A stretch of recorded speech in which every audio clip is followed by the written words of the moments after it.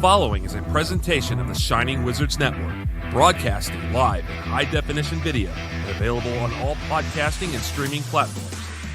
Follow us on social media at Wizards Podcast. Check out our merchandise at merch.shiningwizards.com. Do your Amazon shopping at amazon.shiningwizards.com. And become a Patreon supporter at patreon.com/wizardspodcast. And now, it's time for the Shining Wizards.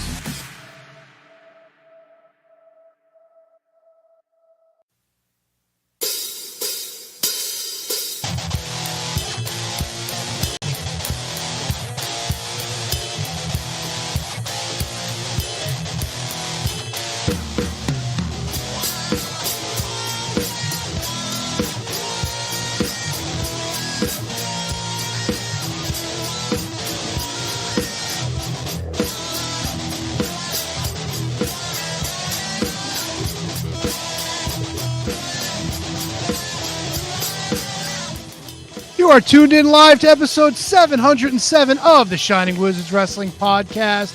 We got a lot to cover that happened last week, right? Because we're live on all social media platforms except the X. I don't know why yet, but we're with you wherever you go on each one of those streaming podcasting platforms. Like I said, we got a lot to get into, so let's get into the wrestling talk. And talk about wrestling. Dr. Dunk! Double T. Handsome Kevin. Brundo. KJG. I kind of feel like I should add something like I'm good for what's ailing you when I fucking say my name. Like a little extra on the gimmick. I don't know. I think Dr. Donk, it feels forced. You got to wait for something to come to you, you know? You think so? I think You think T-Donk's better? I don't even know that T-Donk's better. I think I get rid of the onk. The onk's got to go. It doesn't. There's no flow to onk. No, it's T-Donk. That's been around for a long time. We're not getting rid of it. I mean, it is my name. Yeah. No. You don't have You don't have a choice. What if I just went by like Dr. D? Oh, Why see, are you- no, Slap people. Why are you a doctor? God, this is what I was anointed, bro. You were anointed T-Donk by KJG many moons ago. And Yeah, but I KJG also threw a variation in there. I also called him Dr. Donk a few times too. I think it had to do with like my knowledge of wrestling. It's fair. You have great knowledge. You also don't get to pick your own nickname. very true. Well, I didn't. These were the nicknames that were bestowed upon me. That's fair. I mean, Give me you can, another you know- one. Call me T-Bone. Oh, let me just Call me reach into- Coco. No Bag- T-Bone? I know T-Bone. I want to be T-Bone. Look at T-Bone. Look at George really giving it to T-Bone. Oh, yeah. Waving around like some sort of gorilla. We've got a gorilla for sale. Magilla. Nobody knows Magilla Gorilla? Of course. we know Gorilla. How's everyone doing? It's been a long time since I've seen your pretty faces. I'm more concerned with how you're doing, man. How are you? I'm great. You know, my routine's all fucked up, but I'm good. I haven't talked to you since you were out on the West Coast there in Cars Without Drivers. Oh, crazy guy listening. And I felt bad because you texted me the other day that 35 AEW figures fit in a 50-gallon toter. 36, yeah. 36. And I was like, okay. And you're like, I was just trying to help you. And I felt bad because I was in the middle of like trying to get to an event that was an hour away and I had 50 minutes to get there. Oh, okay. So Did you take the Parkway? no. Oh, Yes, I did. you fucking lawbreaker, you. I took the Parkway yesterday too, to and fro Red Bank. So suck it. I'd rather not, but Yeah, so I just felt I've been busy. Work's busy, man. So Good. my routine's all fucked up. I've been working every Monday. I gotta, as soon as we're done here, I gotta leave and go to work.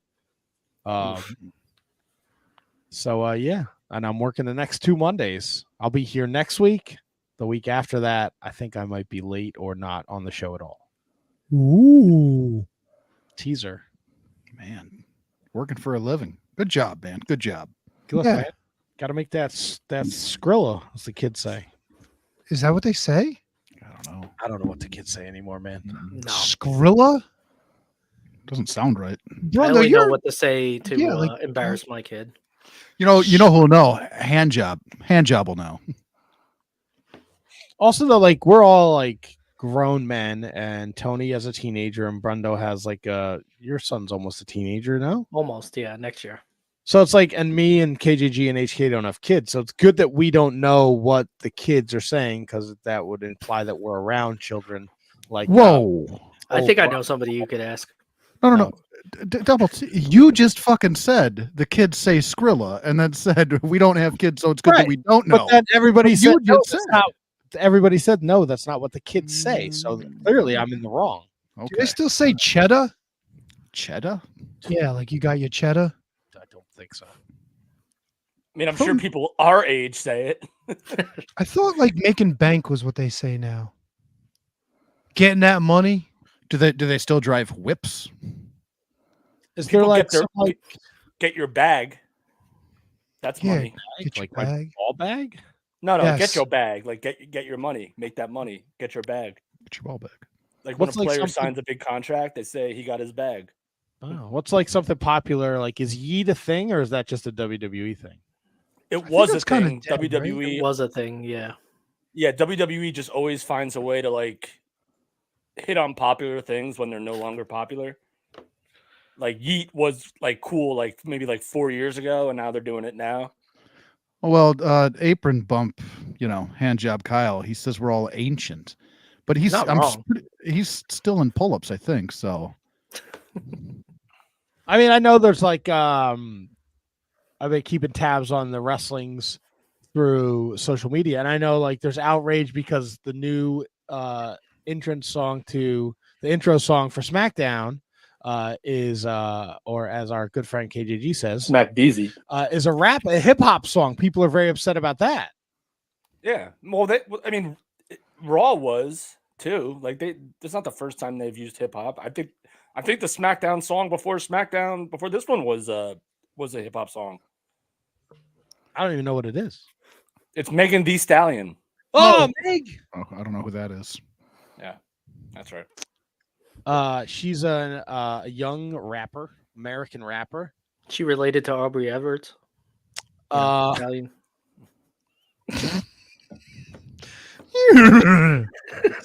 Nay.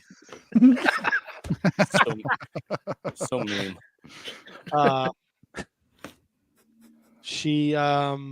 She's not the one with the WAP, right? No, that's Nicki Minaj. Jesus, the WAP? Yeah, the wet ass pussy. That's WAP. Whatever. Yeah, I'm the WAP. Whoa! You said it, not me. I'm half a wop.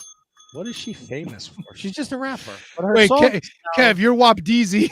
I'm Bob Dean. Megan the Deezy. she I was, did- I did find out. Wait. KJG is right. One of the phrases I found on this website. I don't know what this website is. Urban Dictionary. That's where you got to go. Securing the bag. No, it's not actually. Securing the bag, getting money, but it can also refer to accomplishing goals in general, and also guap, GUAP, meaning lots and lots of money. See, now I Gross, thought ugly guap ass was pussy. in that- grab that wet ass pussy. Oh. Wouldn't that be guap? Dude, I'm a fucking 42-year-old white dude. Oh, she was involved in a shooting. Of course she was, bro. She got street cred. She was shot in 2020. Fuck yeah, dude. Jeez. She's a stallion. Was she the one on NXT that was involved in like the that was the fucking brawl the night hideous. before? That was who? That was hideous. I don't remember the name. Oh God, what was her name? She got arrested at Newark Airport, didn't she? Oh no, that's Red, Sexy Red. Sexy Red. Oh, okay. Oh, fucking Sexy Red. I played some of her music on the show. She's dog shit. I But thought Megan Thee Stallion is actually in the news related to wrestling otherwise too, because apparently Monet, Sasha Banks, was trying to get her into AEW, and then she signed this partnership with WWE for the song, so now that's kind of up in the air. Oh. So I mean, for everyone that cares about that. So, Mercedes is probably like, yo, this guy's signing checks to everybody. You got to get in on this. She's doing the Larry Zbyszko to Bischoff thing. Fuck yeah, Keep your head dude. down and collect a check. That's it. Yes, sir. No, sir. Oh, and now Megan, 7 hours ago, Megan Thee Stallion apparently teases a Oh. SmackDown debut. Bro, if she's wrestling, she got to be teamed up with Naomi, right? Liv Morgan and Raquel Rodriguez previously requested a tag match against Meg and Cardi B. Get the fuck. Wait, whatever happened to what's her name? Rodriguez. She's injured, I think, or she had some like disease or something that really fucked her up. Oh, that's right. She had the rash disease. Yeah. Fuck. And apparently, from what I've read, Creative is currently working on a new storyline to bring her back. So, What, Shingle Sally? As long as she doesn't come back as the Yeti. She's gonna be a roofer. Speaking of comeback, Come on now. Al, do you think I could play a couple seconds of Meg Thee Stallion? yes, please, yes, absolutely, you can. I'm just waiting here for the thing. This is the new SmackDown theme, I guess, for USA, right? Because Fox is done. We're done with. Oh, Yeah. All right. Dismiss. What is this? Is this like a- Any day. Please let it be an ad. 8-bit? 1, 2, 3, 4, 6, 7, 8. Let them know we on the way. I don't want to. Are you wearing red sweatpants? Red shorts, yeah. He's also wearing red in the video. Of course she is, bro. She thick as a brick, that Megan V. I didn't want to get a copyright strike, so I turned that. That's okay. I'm sure we'll get one anyway. Dun, dun, dun, dun, dun, dun, dun. We got Kyle's joining us shortly from the Apron Bump Podcast, and he's all sorts of twisted about the state of tag team wrestling. Now, I did not discuss if it was good or bad. What he just said he wanted to talk about the state of tag team wrestling. So this could be a positive or this could be a negative. I'm interested to find out. Could be both. Multiple feds. I know he was he took to the Twitterverse to I guess people were a little outraged at the fact that the Motor City Machine Guns are going to NXT first. What do you mean first? Well, you would assume eventually they make it to the main rooster. Oh, yeah, no, NXT, why not? Yeah. Why not? There's plenty of tag teams down there that they can have great matches with. Who cares? And how they got to be in their like mid to late 40s already? No, Yeah. Early 40s. Easily. are they Early not? 40s. they've been around. It Saban, seems I like would they've been imagine, around is They started Saban, I would imagine, is a early, little though. older than Shelley. I would imagine. Yeah. I don't know that. They were Chris both Sabin really is, young. Oh, sorry. Chris Sabin is 42. And if I could type. Alex Shelley's 41. They just seem like they've been around so much longer. You're 100% right, because I'm watching like stuff from Ring of Honor, and I'm like, "Whoa, these guys were Motor City Machine Guns like back then." Like, Yeah. Like, holy! I thought it originated in like TNA, but I guess it also could have been the time when they were working both. Yeah, when I actually when Kyle joins us, the last show I did with him, it was like the genesis of the Motor City Machine Guns. They were both singles, and then there was a weird like three-way dance for the X Division title where they were using a lot of their tag team moves that they would have essentially become infamous for. So it was kind of like the beginning of the Motor City Machine Guns. So I thought that was cool. Yeah, I think I saw a match. It was like them against like Kenta and I forget who else it was, but it was a tag Probably match in it. Marufuji, maybe? Or... Yeah, it was Marufuji, yeah. And I was like, wow, they were the Motor City Machine Guns like all the way back then, like Yahtzee. And which one of those guys was one of the time splitters Shelley. with Kushida? Yes. Correct. Okay. All right, cool. I know tag team wrestling. Attaboy. There you go. And our guy is here to talk tag team wrestling. My guy. From the Apron Bump Podcast every Wednesday night, wherever you are listening to podcasts. Bring him on in. Who's bringing him in? Crank it up Model T style. Bring me in. Bring me in. Hey, boys. You're in. Settle down. I'm inside. Kyle, Sometimes I don't know. Huh? what's up, buddy? Nothing much. Glad to be here. Always a pleasure. No fists. All right. There, I was about to say no There fists we tonight. Come here to get fisted. But yeah, how's everybody doing? We look forward to fisting you, sir. Wait, don't you fucking? I know it already. My God. Jesus Christ. That's just. I was on the doing internet great until I forever. said that one. How you doing, Kyle? Good. Just got done listening to some WAP and Cardi B and Fuck all, yeah. all of your other favorites that you've been talking about. Yeah, Fucking we're old trying bags to, over here. trying to reach a younger audience. What's up with the yeeting? What are these kids yeeting all over the place? Fucking hand jobs. But I was supposed to be the hand job. Yeeting? So you wanted to talk, Kyle, about the state of tag team wrestling, and I'm not sure if this is in a positive light or a negative light. So the floor is yours. Oh man. Well, it's not a positive. I bring it up. I mean, nowadays, coming off of that Dynamite Gauntlet, where there was a lot of good teams in AEW, but for whatever reason, they decided to go with a champion, a guy that's already a champion, and a guy who's hasn't been regularly teaming with to be number one contenders. And then on Raw tonight, we have the first defense from Judgment Day in their reign of 71 days. And then SmackDown, I think SmackDown's probably the best of the bunch, but it's still nothing spectacular. Even like New Japan, everywhere. It seems like tag team wrestling has never, like there's always been like bubbles of time where it's a focal point and where it's good, but it seems to never have like an extended time of being prominent or, just something that is like the focal point of the show. So I'm curious as to what you guys think, because as you know, I'm a bit younger than all of you. So my perspective is basically mid-90s and on.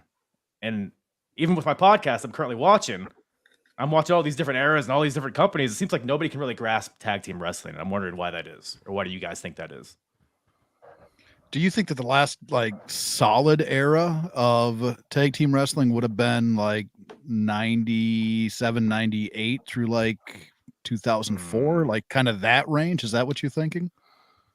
Well, you guys were talking TNA earlier, and I think if any company has done tag team wrestling well, it's TNA, especially their early years when like AMW, who else? Team Canada, the Naturals, and then when the Machine Guns came around, and Beer Money. Like they've had a lot of different eras. I don't know what they're doing nowadays. It might be good today, but I feel like TNA's kind of been the best as far as tag team wrestling goes. But in terms of like to WWE, answer that, I don't know. they just crowned new TNA tag team champions. For the second time, Brian Myers and Eddie Edwards defeated Ace Austin and Chris Bay for the TNA tag team title. So TNA still focuses on their tag team wrestling. Right. You have ABC, you have the System, you have brain fart. But there are a plethora of tag teams in TNA, and NXT I think is also doing a good job with their tag teams as well. Yeah, for Axiom, Nathan Frazier Axiom, I think they're one of the best teams going in the world today. But I don't know, like as far as like challengers, like is there like a big is it like a competitive scene down there? Yeah, I'm not, I mean like, you got Chase U, you got the Good Brothers are still there, Gallows and Anderson. Gallus is still there. Gallows is still there. Hank and Tank are coming up. These are a lot of teams that are keeping me flaccid that you're saying. So are you a regular consumer of NXT or no? I'm in and out. I wouldn't say I watch every week, but I pop in every now. I watched last week, I think. Yeah, but nothing like Hank and Tank does nothing for me. Like, just too like, they fucking just took the short yellow bus to the performance center and they let him in. Like, love Hank and Tank. I love Hank and Tank. Worst. They remind me of like a hillbilly, like Public Enemy. Public Enemy. That's exactly what I thought. Yep. Exactly. Oh, I hated Public Enemy too. So how dare you? No. Come on, everybody. He liked the Eliminators. He probably liked the Pitbulls. I fucking love the Eliminators. Not so much Eliminators rules. Yes.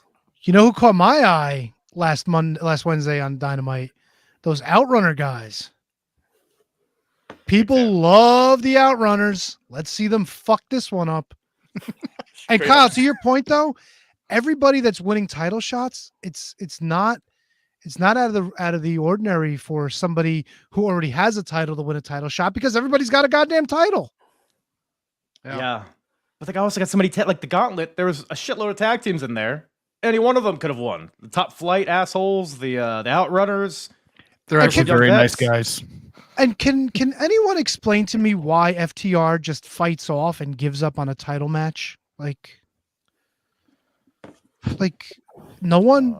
Because Great. they have a match on Collision, Tony. Who did they fight off with? Who came out? and they Grizzled fought Young off with? Vets. Oh, another fucking team I could give less of a shit about. I'm How dare you. 100% with you on that. Grizzled Young Vets do nothing for me. I tell you what, I don't know. the fucking Scissor Daddies don't do anything for me anymore either. Just don't care. It's They had gold in their hands and they pissed it away. it's hard because Oh yeah. like you could argue like mid 80s WWF tag teams, like they're some of the best around. And it's because of the way that they worked, the way that they got the crowd invested in what was going on, the cutoff spots, the hopes. Uh-oh. Oh no. Oh no. Oh no. Speaking of cutoff, As he was saying hope. I think I know where he was going though. Wait, tell me he don't look like old man Shawn Michaels in that Frozen picture. All I don't know. right, I'm gonna have He's to not gonna like that. I don't Yeah, know. I'm He's gonna- looking straight, not one eye. This No, he he's- kind of looks. one eye is. Yeah, he looks a little wonky there. Dude, he's I'm gonna- still you gonna know. rip you a new one. I'm for gonna that. fucking drop that to him in his fucking messages. Hold on, where is he? Fuck.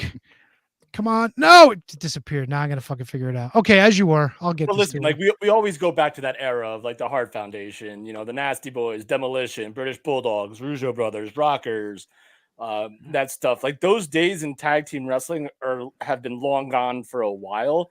And even if you look at WCW at that time, Arn and Tully, the Midnights, Rock and Roll, Steiners, Doom, Road Warriors, also Nasties, Cactus Jack, Kevin Sullivan, like Heavenly fucking wonderful. bodies. like everybody, like, and then you had a resurgence in like '99 with the Hardys, with Edge and Christian, with the Dudleys, with the APA, with Too Cool, with Lowdown.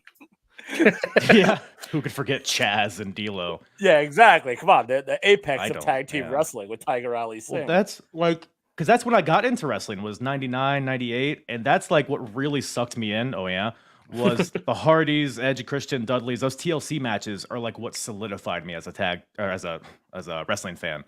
So I grew up very fond of it, and then but it was like such a short bubble. It was literally less than a year of those teams facing each other, and then they just went back to, oh, who has the titles? I don't know. Billy Gunn and Chuck, I guess maybe I don't know. That And was then a they- decent. That wasn't good terrible tag team. either, because then you Not got bad. the introduction of like 3-minute warning, and then but then this was also the era of just pairing two guys together, like Right. Chris Hardcore Jericho and Chris Holly and, Benoit, Hardcore Holly, Billy and, Gunn. yeah, but they were never the champs. No, It was the Hollies were the champ. Cody Crash. Rhodes and Hardcore Holly. No, Cody Yes, Rhodes and yes, Bob Holly. yes. Yeah. Yep. that's Cody right. Rhodes and Hardcore yeah. Holly were champs. Legendary. Right? And then Ted DiBiase came in and turned on and then Cody. Well, even turned like on that Hard- era, because on SmackDown you had London and Kendrick and Eminem. Like that was a good era. Deuce and Domino, even throw them in there. Oh, Dude. fuck off. No, Oh, he's not they're wrong. You had, Yeah. but you also had David Taylor and William Regal. You also had, Mhm. like you said, Eminem. You had the Hardys are in and out, kind of at that point too. So like I said, there was like bubbles of time where they like try and then they just give up on it for a few years and then they come back to it. Okay, now we got New Day and Usos. All right, we're done with that. Now we're gonna completely ignore it. Like I said, these Raw tag team champions haven't defended it in over 2 months. So So let that's me ask you crazy. this though. Do you even notice that? Like to me, like I don't even notice that they haven't been defended because I feel like they're so engulfed Right. in a natural storyline anyway that it doesn't bother me because I'm just so entertained by what's going on. So that's actually a big gripe that I have is that the tag team titles for years have been just used as accessory pieces for factions. Judgment Day, the Bloodline has them now, same thing. When Evolution had them, like for years, it's just been like, oh, look at this belt, this ambiguous belt that I have on my shoulder that I don't defend. And it's like you could use that to give more texture and more layers to your show, whereas they choose not to. So to your point, I don't really notice because unfortunately, it's just how we're ingrained to watch WWE. But I feel like it could add a lot to the show if they gave more effort towards it. And I think they will. It's just that right now this Damian Priest, Rhea Ripley, Judgment Day thing is so hot that like Yeah. they have to. Like, and Finn Balor is a top guy. I think they'll eventually drop him. Maybe when R-Truth comes back, maybe they'll drop him back to R-Truth and Miz. Give it to like Alpha Academy. Give it to the Creeds. The Creeds are a team that could really use that bump. Give it back to my pancake fellas. Odyssey Jones had to take a fucking powder. They need a little boost. Just pretend that didn't happen. Just give them the titles. Yeah. We're all good. Everything's good. Let me ask you this, HJ. Do you think that the Wyatt Six need belts? Like, do you think like Gacy and Dexter Loomis could be tag team champions? They don't need belts. They need bus tickets. How dare you? to somewhere else. Yes. Send them to AEW. Fucking start up the Dork Order again. Those guys would be perfect. No, I like the Wyatt Six. I like their presentation. I like how they're not these like mystical beings. They're not like extensions of the Fiend or anything. They're just like guys that are kind of And a girl. And a girl that, use mind games of what they're wearing, like the masks and stuff, but then they become humans and wrestle. So I don't think it'd be bad if they had the tag team belts on them, but I don't think they need it necessarily because it seems like all of their motivations are like outside of winning belts and making money and all that shit. So, Handjob, you are a big fan of the tag teams, right? Right. So am I. Talk a little H4-mation. Talk about a little H4-mation. I like it. Yeah. I got to know though, because it seems like the rules are further and further away from tag team. So when you're watching a tag team match, it never really feels like you're watching a true tag team match. So that's FTR. A lot of the time you'll see a little bit more of the traditional tag rules kind of implemented. Is that severely lacking? Like, does that, when you're watching tag team wrestling now, does that bug the fuck out of you? I'll tell you one thing that bothers me, and they've been doing this for years. No. Don't answer a different question. Answer the question I asked. That's the question. Rules. This ties to the rules. Okay, all right. Ties to the rules.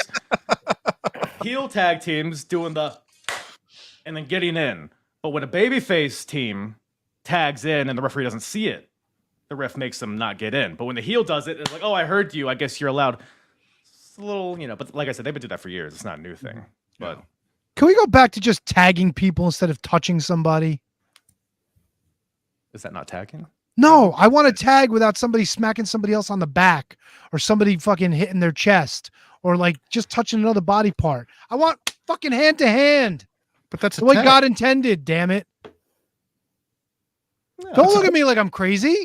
That's a tag. Tone, have you ever played the game tag?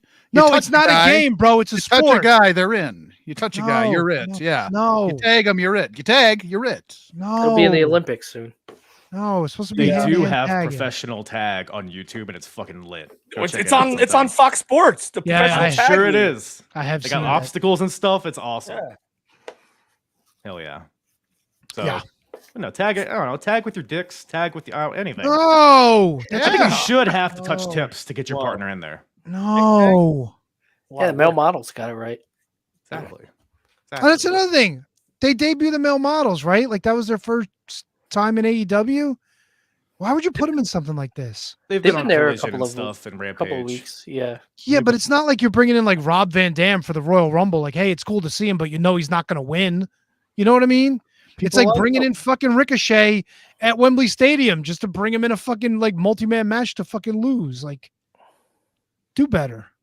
Well, I think that they were kind of breaking off into a feud with Acclaimed. I could be wrong, but it seems like maybe they were establishing a new story there. But it could have just been what you're saying. They may have just been there to pop the crowd a little bit and touch tips and skedaddle. Like, you know what would pop the crowd? The Hardys. Bring the Hardys in, and then people are like, "Oh, it's cool. It's the Hardys. If they win, it'd be kind of cool, but we're not expecting it."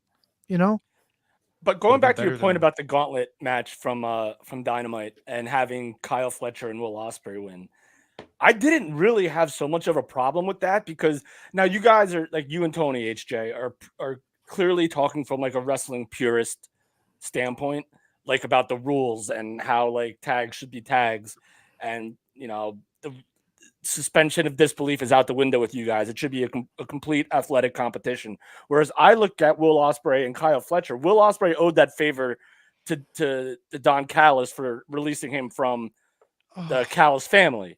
So to me, like him returning that favor and teaming with his buddy, to me is a no-brainer. And having them win, and Matt, I believe, did they get the shot at Grand Slam? Yes. So that's a huge match. That's a big money match now with Kyle Fletcher, who has been kind of like Will Ospreay's like, I don't know, bitch, I guess. I don't know. Like, I mean, they're faction mates. United Empire, right? yeah. Yep. Kyle But to Fletcher's- me, to me that makes more sense in terms of like a storytelling device, which at the end of the day is what all of wrestling, whether it's tag team or singles, is all about. And I get the story, right? It's just for me, it's more of a culmination of like you just had Pac, who's a trios champion, challenge for the international title, and then you had the other 2/3 of the trios champions fight for the tag team titles, and then you got the TNT champion fight for the world title. It's like, can we use other guys instead of just the champions? my thing. Nope. And Matt, there is a lot of overlap in terms of like champions doing other things that aren't involved with their actual championship. And to HJ's point, there really is such a loaded roster that you don't necessarily need to do that. Yeah, no, it's. I know Tony doesn't like it, right? It is a storytelling device. It's fine, and it's fine. I'm not singling you out, Tony. Like, you like what you like, and that goes for the rest of the panel too. Like, you like what you like. Like, I don't know, man. Like, you have all these tag teams that should be like well established. Like, you put like stock in Top Flight, and you put stock in the Like, the Outrunners are super duper over. If they won the gauntlet, the place would have gone nuts. This is just another storytelling device about the Don Callis family that nobody fucking cares about. Oh, Don Callis is fucking worthless. Where we're gonna get Takeshita and Will Ospreay again, or you're gonna get Mark Davis returning, and you're gonna get Aussie Open. Yes, thank you. Aussie Open Okay. reuniting. But like, I don't know, it's frustrating, you know. And look, you brought it up before, and I don't know if you guys covered this because my internet has AIDS. Bloodline, like the Bloodline winning the tag titles was huge, but to your point, like, what did you say? 71 days they haven't defended the titles. Like, Well, that's the Raw Tag Team Champions, but the Bloodline, I don't think have defended it either. I could be wrong. No, yes, they but- did. They Did they? Oh, okay. Yeah, the Street Profits won like a tournament or something like that, and then the Bloodline beat them. Right. That match already happened because they attacked him on NXT. Yeah, Bloodline. because then it led into SmackDown's 8-man with the Bloodline versus DIY and Street Mhm. Profits. yeah, it's just, look, it's there's weekly TV, so you have to tell weekly stories, and some things, you know, usually it's the women that get cut, but it seems like tag team wrestling takes a blow, or the tag team wrestling that we're seeing is these two guys have a problem with these two guys, but they're not necessarily tag team, but they're going to have a tag team match. You know, like Kevin Owens and Randy Orton are a tag team, but they're feuding with a tag team, A Town Down Under. That's a tongue twister. It's frustrating, yeah, for somebody who grew up in the 80s who loves tag team wrestling. Right. I hear dogs. Fucking dog, the fucking internet goes Steiner out. Brothers, right? It all ties in. We're playing a fucking national anthem across the street. Game 2 started. A lot going on. Yeah, fuck Hey, me. where do you guys stand on trios titles? Fuck them. Fuck Get 'em. them out of here. Get them out Yep. of here. See you later. The smartest thing they ever did was unifying them with the Ring of Honor belts. And then the dumbest thing they ever did was taking them back apart. Yeah, that So- was. Yeah. So you hated like the US 6-man tag titles, or you hated the Crockett 6-man titles? Yeah, it was a lot of bullshit. It was always like fucking a tag team and then a singles guy. It was like Dusty Rhodes and the Road Warriors. Or the Freebirds Or and Shock Bad Street. Watley and fucking Boogie Woogie Man and like whoever else they could fucking scrape up to put together. I don't Or they know, were making man. fake Russians to put the belts on the Russians, right? Look, it's just keep it like No, bring just it back, get rid of it. bring it back down to like 4 or 5 titles. That's it. We don't need fucking everyone doesn't have to have a title. You can tell interesting stories and give me good TV. Use without- bracelets. I support that. Just fight over something that means something to you. It doesn't always have to be a belt. What happened to fucking Tatanka getting his headdress fucking stolen by IRS? That's Yeah. all you need. Right. That's all you need. Yeah, PC Hacksaw Jim PCO? Duggan never had a belt. Oh my Jake God, Roberts fuck- never had a belt. Fuck Moxley with this whole storyline. Let somebody steal his fucking pack of Hanes t-shirts. I bet you he'd get pissed off. Oh, Him and Handsome Kevin will be outraged. I just feel like there's so much content out there now. Like there's so much time to fill that you need more titles than you would have needed when you just had like Superstars and Challenge and the syndicated shows. Okay. I very valid point, KJG, but if the guys challenging for those titles are always fucking losing on your other programs, then why do I care? Yep. Right. Creative is a whole different argument. Right. It's what? Something big happened across the street. Big announcement. Jesus Christ. Close the window, bro. What is Tony Khan outside?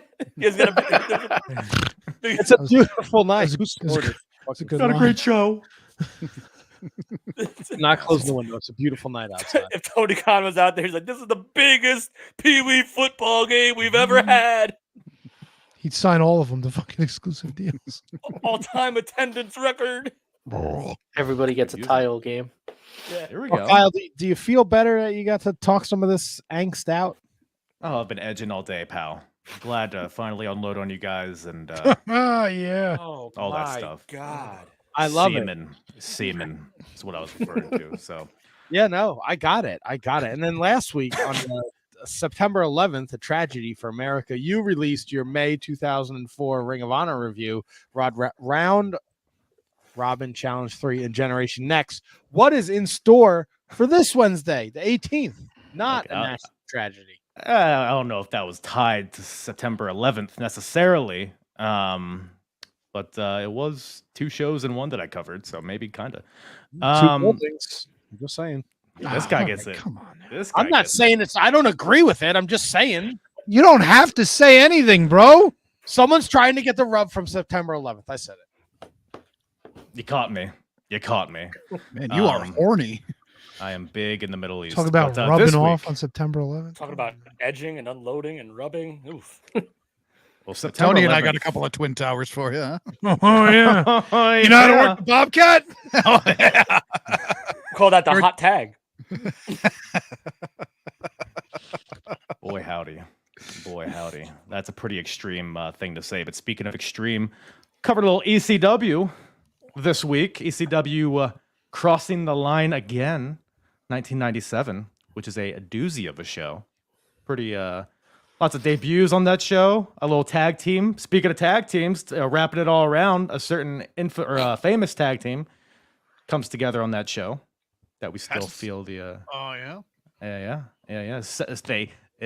Sets the table for their tag team in the future, if you know what I'm saying. If you smell what I'm cooking, sets the table. It's the Dudleys. But yeah, Apron Bump Podcast. Check it out at Apron Bump on all the social medias, and hail Satan. Wow, you're already in 1997, huh? Yeah, it's been a journey. I'm almost 5 years into this bad boy. That's a rough fucking ECW heavyweight championship match. Why? Wait, what makes you say that? This is not good, Dr. Death Steve Williams. It's okay. Raven, It's- Dr. Death. It could be worse. Oh, it'll get worse. Don't worry. Terry Gordy's coming, buddy. Oh, I'm already past Terry Gordy, pal. Oh, They That teamed was- together in ECW. Yeah, It wasn't no, they great. did. I got a picture with Terry Gordy while he was waiting outside to make his debut. Really? Yeah, the night that he came in through the crowd. I saw him outside. I ran out and took a picture with him. No idea where he was. No Oh, idea. he looked like he would fucking rather have been anywhere else, dude. I go, Gordy, can I get a pic? And he just like nods his head and then like he just looks the other way. Man, pre-executioner. Good times. Pre-executioner post brain damage. Nice. Yes. Because Kyle, this is always a pleasure. We love Yeah. you. I love you too. Oh, you're great. Well, be sure, people, check out Apron Bump Podcast. If you yeah. want. You don't have to. No, do it. Absolutely do it. I don't want to impose, but like, maybe No, you love want it. to. If you like our goofy humor, you will enjoy Kyle's humor. Maybe. And they've toned down the coming on cats, so Yeah. I mean, it's not zero coming on cats, but it's less. it's cut back quite a bit. Yeah. Twitter gets mad when you do things to cats. Just saying. Well, you got to eat the cats. Well, Jesus. I'm not hating. After you've Anyway, you know. listen, we're not in Springfield. Calm down. No, come on. Backhand. Goodbye. Never forget. What a dick. Holy shit. Never forget. It's not wrong. No, absolutely not. Ever. Has and this is this might be kind of weird. I'm not sure yet. Does anybody know, is Mikey Whipwreck doing okay? He posted on Twitter about 20 minutes ago, and it said, "We all must stand together now, or one by one we fall. For all these years you stood by me. God bless you all. I love you all. Peace out." And then he posted a link to an Ozzy Osbourne like gimmick that's like a minute long called Scream. That's frightening. Yeah. He also posted a picture with him and Tajiri. Yeah, that's the post was with Tajiri. That's where I thought, oh boy, is that something happened to Tajiri, or is Mikey doing okay? Obviously, is the other thought that came to Well, I mind. know he was dealing with a lot of like CTE issues. Yeah. Damn it. Maybe he's leaving Twitter. He's probably just getting off Twitter. Peace out, X. I hope so. Yeah, but I mean, there's like literally just a handful of replies, and half of them are, "Please don't leave Twitter," and then the other ones are like, "I hope everything's okay." That's weird, man. Yeah, very strange. But he's been pretty fucking hurting for a long time. Yeah. But I think like recently he's been like more or less okay. So I mean, that's obviously there's no telling on what's like going on with his actual life, but I think he's just leaving Twitter because maybe like all the dividedness of everything in the world is just fucking pissed him off, and he's out. At least that's what I hope. I say, don't you usually then delete your Twitter though? I've heard it's a real pain in the balls to do that. No, it's not. I fucking did it lickety split. Oh, Facebook. Facebook is the motherfucker. Oh, Facebook's a pain in the dick. Yeah. I'd have to hear the Scream song to see what like if that has any more clues. It's not a Scream song. It's from the album Strong. Jesus Christ, I can't fucking talk. No, the song is called album Scream. Scream. No, it's from the album Scream, and the song is called "I Love You All." Oh, that's it. That's it. That's tough. Yeah. That's a little bit more of a red flag. Interesting. All right. Well, No, prayers up to Mikey Whipwreck. Hope here we are. it's just about leaving Twitter. We got his number? I don't know how Skype works on this thing yet, though. Let me see. Can we send him a link? I can. Don't have his number. Yeah, send him a link. See if we fucking say, "Hey, Mikey, join us. We'll fuck around. We'll have a good time." All right, give me a second here. I'm just saying. Hey, speaking of not having a good time, I fucking watched Dynamite on Wednesday. I mean, I don't want to bring the show down, but What did you not like about Dynamite? everything between 8 o'clock and 10:07. All right, let me ask you this. So everybody that has seen Moxley's opening promo thought it was like the greatest thing ever. Oh, and he delivered it with passion, and it seemed like it was, strong, and the connotation was there. But he's pissed off at AEW, and he makes fun of Bryan Danielson for having patience and compassion. That patience and compassion just got him to the fucking world title.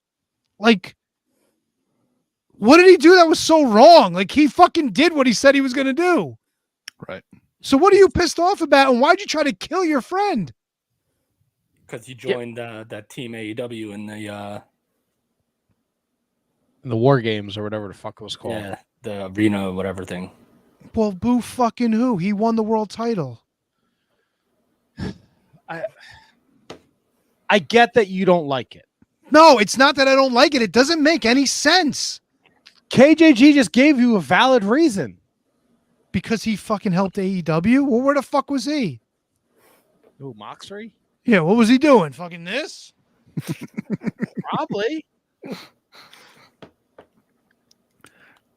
I don't know. I mean, I don't know what to tell you, man. Like, I will say this in a vacuum, right? If this show was just, if it was like a movie, right? And you go in and the finish of the movie is the finish of the story that you have, then I would say, yes, it makes absolutely no sense that Darby would give up his title shot to face or to put it on the line against Moxley. Makes absolutely no sense. Then Nigel coming in makes absolutely no sense. But it's not the end of the story. It's the end of the show. And like Matt mentioned earlier, it's weekly episodic television. So they're going to pay it off eventually. It's just, it's hard to argue. Like I said, like in a vacuum, it's hard to argue that it's so fucking stupid. But I like where they're going with it. Yeah, I was not a giant fan of this episode of Dynamite either. Just, I mean, getting into who's it, Perry and Rush, like they're two heels, right, facing each other, and then you have fucking Perry like showing signs of being a face, which didn't make any sense whatsoever to me. Leo Just, Rush is a babyface. Yeah, Leo Rush is a babyface. He's with top. well, with him and Andretti, it was hard to tell. They were doing a lot of, like, they looked heel. Andretti was mouthing off to the crowd. You know what I mean? Like it's shit that faces don't do. So I wasn't in on that. The fucking, who was it, Ricochet and Guevara really don't care about Guevara whatsoever. I mean, I like Ricochet just fine, but Guevara takes me out of whatever the fuck he's doing, and it doesn't seem like anybody else in the crowd gives a shit about him either. The Darby and Moxley stuff, and when Moxley showed up originally, like I was in on this. Like I wanted to know where they're going, and I'm still a little bit intrigued by where they're going, but it doesn't make any sense. Like, just give me your title shot. You got to trust me. You got to trust me. Just give me your title slot. And then the fuck, I looked up to you. We're doing another I looked up to you fucking story for Darby. Like that, it's just, it bugs the piss out of me. And I'm done with gauntlet matches. I'm fucking over gauntlet matches. What was the first done with them up to me story that Darby was in? Sting. Darby's been doing this, what, 5 years in AEW? Can he stop looking up to people? Right. Can somebody look up to him for once? But did Sting and Darby ever, and this just could be me being stupid, did Sting and Darby ever actually have a feud? No. I'm not talking about a feud. It's just, he also looked up to Moxley. He didn't have a feud with Sting. No, it's just another guy that Darby looked up to. Like, stand on your own, man. Stand on your own, just for a little bit, man. Do that for me. And like I said, gauntlet matches, I'm completely fucking done with. I turned off the gauntlet match. I was fucking done. I'm tired of the shit. I'm stuck on this criticism of the Darby Moxley thing, and Matt, like it's different looking up to somebody that you're aligned with as opposed to looking up to somebody that is calling you out. Like that's a totally different animal. So to me, it doesn't seem redundant. It doesn't seem overexposed. It just seems like it's a true storytelling mechanism that's real. That's based on reality, Matt. It's them going back to their independent wrestling roots, which, all right, but I'm kind of like, I don't know, man. Like Moxley just fucking gets the title. Like Darby's just like, all right, like, yeah, I'll fight you to see if I get my title shot, even though he already won a match to, like, I don't know. It just, look, Darby's not the guy, right? I don't think Darby's ready. I don't think he can be the AEW world champion, but I don't think Darby Danielson is a bad match for Grand Slam. Personally, right?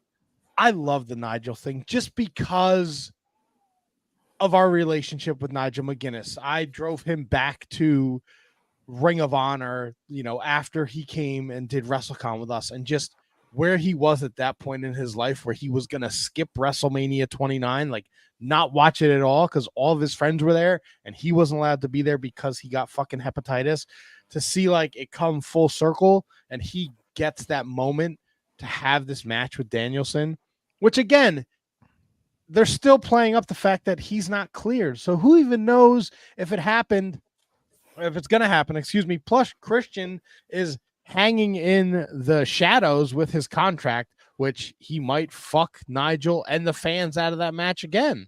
Why didn't Moxley go to Christian for the contract? You would think Christian's slimy enough where he would have sold it to him. I don't think Moxley would want to buy it the way he No, but is. Moxley may fucking strong arm Christian, and Christian's he's no idiot. He probably would have just handed it over to him.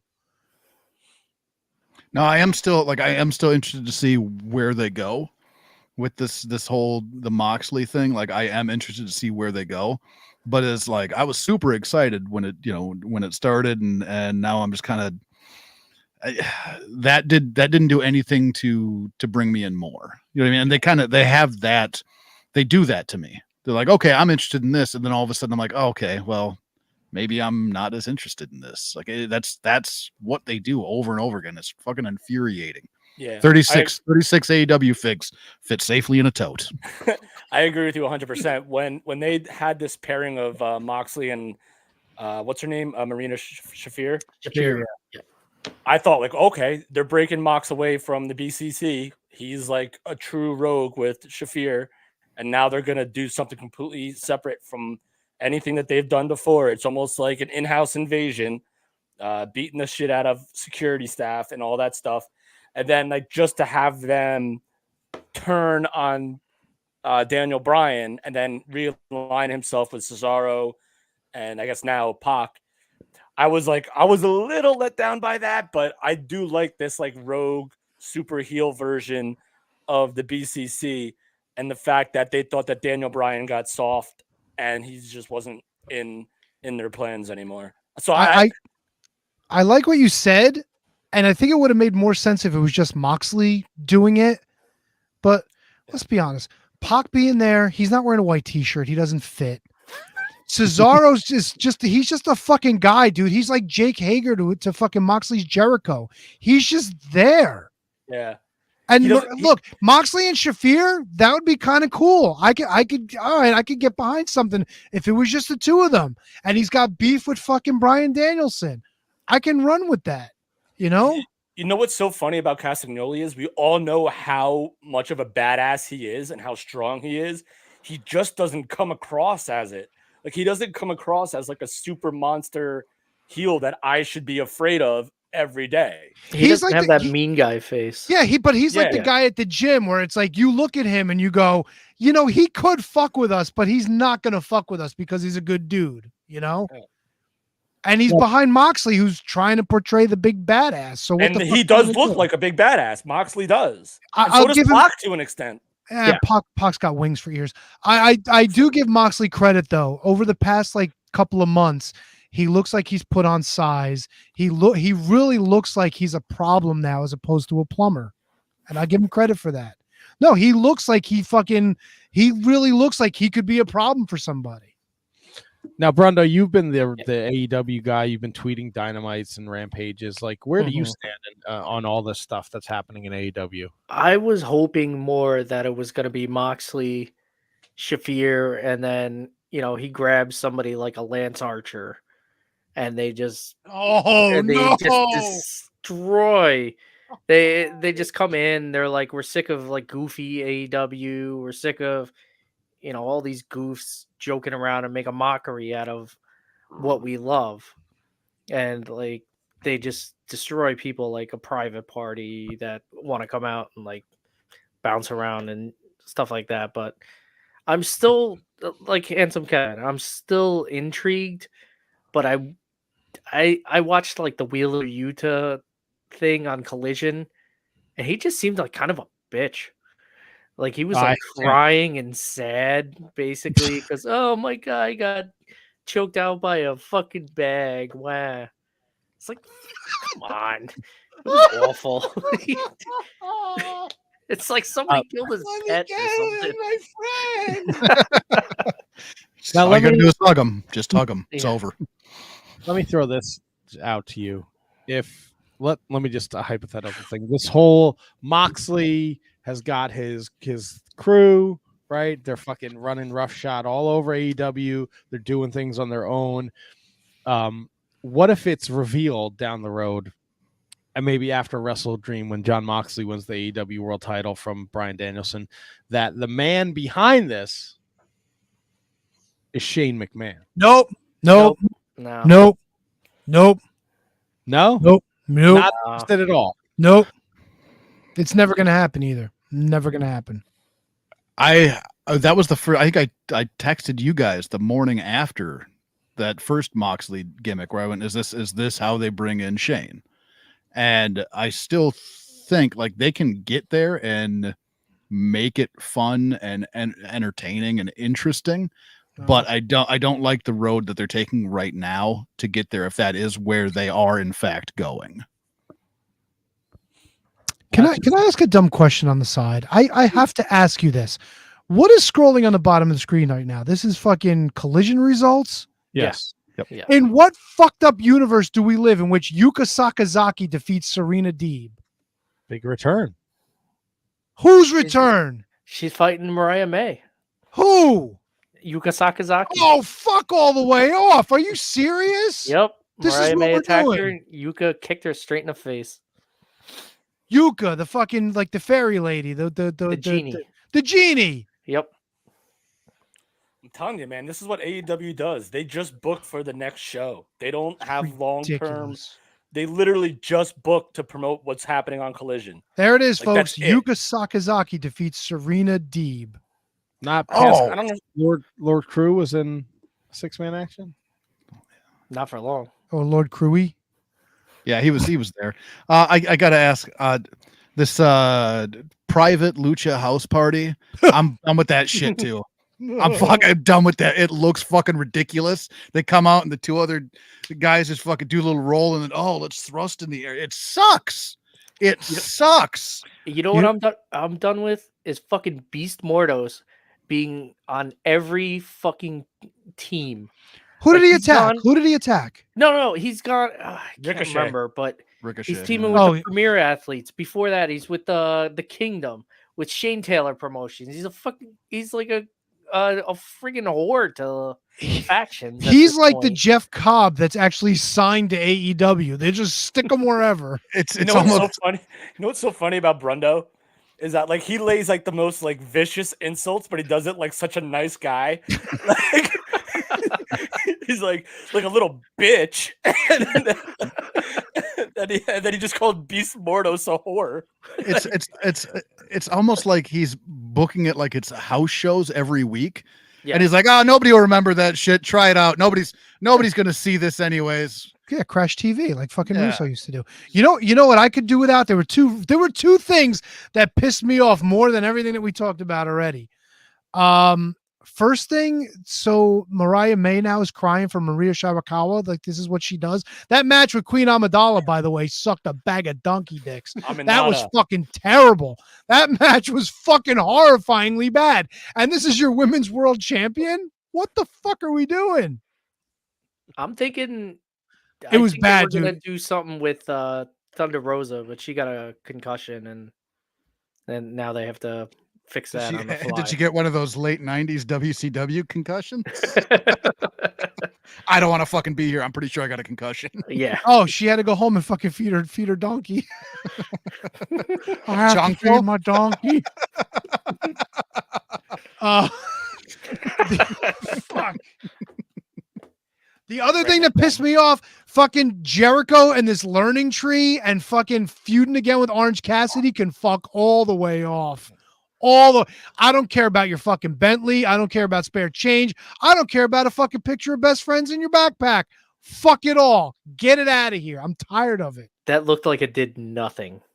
Oh no, they throw in ruined the spare Bentley. chain. Oh, they put the chain no, on they the might- car. Oh, They might what have a the dent. What the fuck are we Dude. doing?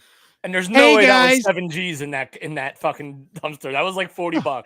Hey guys, hey guys. Oh, shut the fuck. And you laugh.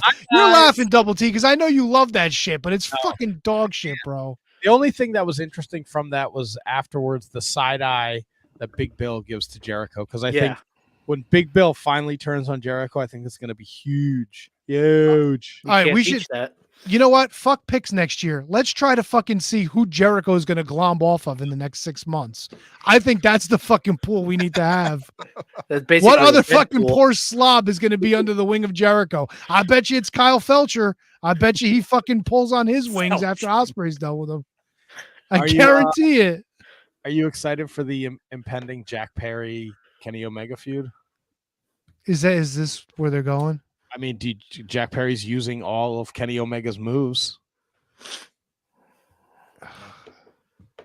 Come on, Nelly. Get your tail out of my face. Is Omega gonna even come back? Like, is he okay? I thought he had fucking surgery to remove shit or some He's shit. gonna come back. He'll be fine. You know what? I don't want to say they wouldn't do it if he wasn't coming back, but WCW, everybody. I mean AEW. Yeah. And what are they gonna do? You mean to tell me they're not gonna have this fucking Bryan Danielson, Nigel McGuinness match? They would take so much shit if they advertised this thing and didn't fucking happen. So you know it's gonna happen. I don't Is know. it not gonna? Every fucking main event during the Attitude Era was advertised and then it didn't happen. So Yeah, Matt, but this is a special fucking Dynamite. This is a branded Dynamite, whatever the fuck they're calling it. What's the name of this thing? Gold Rush, Gold for Hire. It's Grand Slam. they've done it. Grand Slam. Who gives a shit? I don't, dude. It's another episode of fucking Dynamite. That's all it is. And it's got hot-shotted matches. It's got fucking Moxley and Dobby, and maybe it's got Danielson and fucking Nigel, who they just fucking hot-shotted. Hey, hasn't wrestled in 13 years. Guess who's back? He was in the fucking casino gauntlet at Whatever. He fucking lost anyway. Another fucking he wasted lost the hit. opportunity. Christian speared him and cost him from getting the contract. So there's the underlying story there because Christian has the contract. Oh, now. great. Christian against Nigel. Is that where we're going? No, what if Christian takes out Nigel before the match and then you get Christian? Why would he do that?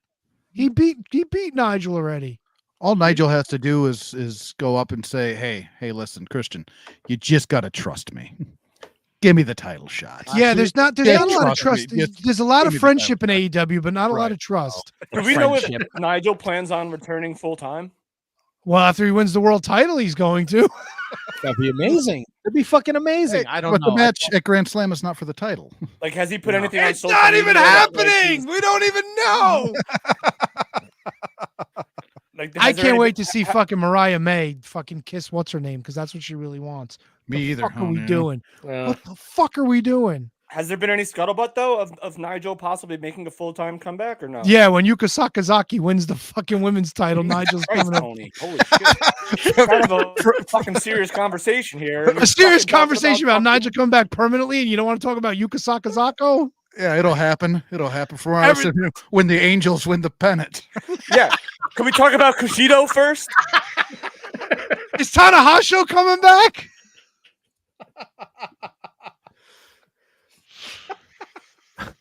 fucking Bryan Danielson's not going to be able to wrestle, so they're going to bring in like fucking Tom Ishii or fucking the Angry Grandpa, whatever the fuck they call him these days. Or maybe he'll get the Beast Mortos. Now, he's kept everything very close to the vest. Nigel Who? McGuinness. Nigel McGuinness. He also explained how his potential match with Bryan Danielson at Grand Slam came to be and tells the tale of their epic rivalry. He did that on Collision. That nobody watches. Okay, I did not see Collision. That's the one show. I did see that. It was a video package. He talked about it, and then afterwards the camera cut to him, and he goes, win, lose or draw, you'll still be the champion, but I'm gonna end your career. And I was like, well, What the? Wait, what? Wait, what? Yeah, win, lose or draw, you'll still be champion, but I'm gonna end your career. All right, Nigel. All right. Exactamundo Cunningham. Match, right? It's not a title match, no. The Bryan Danielson Nigel McGuinness match isn't a title match? No, Nigel didn't beat Darby. No, it's not a title match. It is being advertised as AEW World Champion Bryan Danielson versus Nigel McGuinness 2 weeks from tonight. This was tweeted Wednesday. Only if doctors clear Bryan to fight before showtime. Not a title match. Wasn't the whole promo from Nigel on Dynamite saying that the title should be defended at Grand Slam? It was. The fuck are we doing? Saturday night, win, lose or draw, you'll still be champion, but I'm gonna end your career. What the fuck are we doing? See, now you're getting to KJG.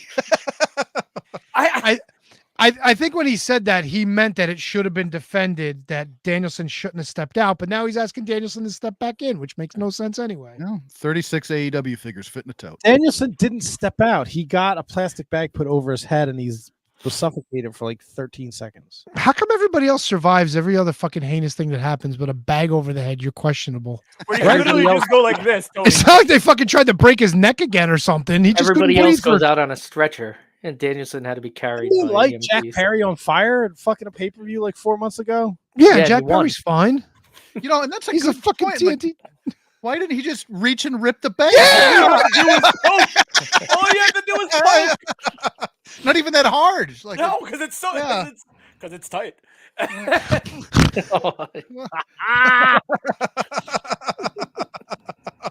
Goddamn, pal. And not for anything, but anybody in the back sees their world champion being suffocated on fucking pay-per-view. Nobody comes out to save him.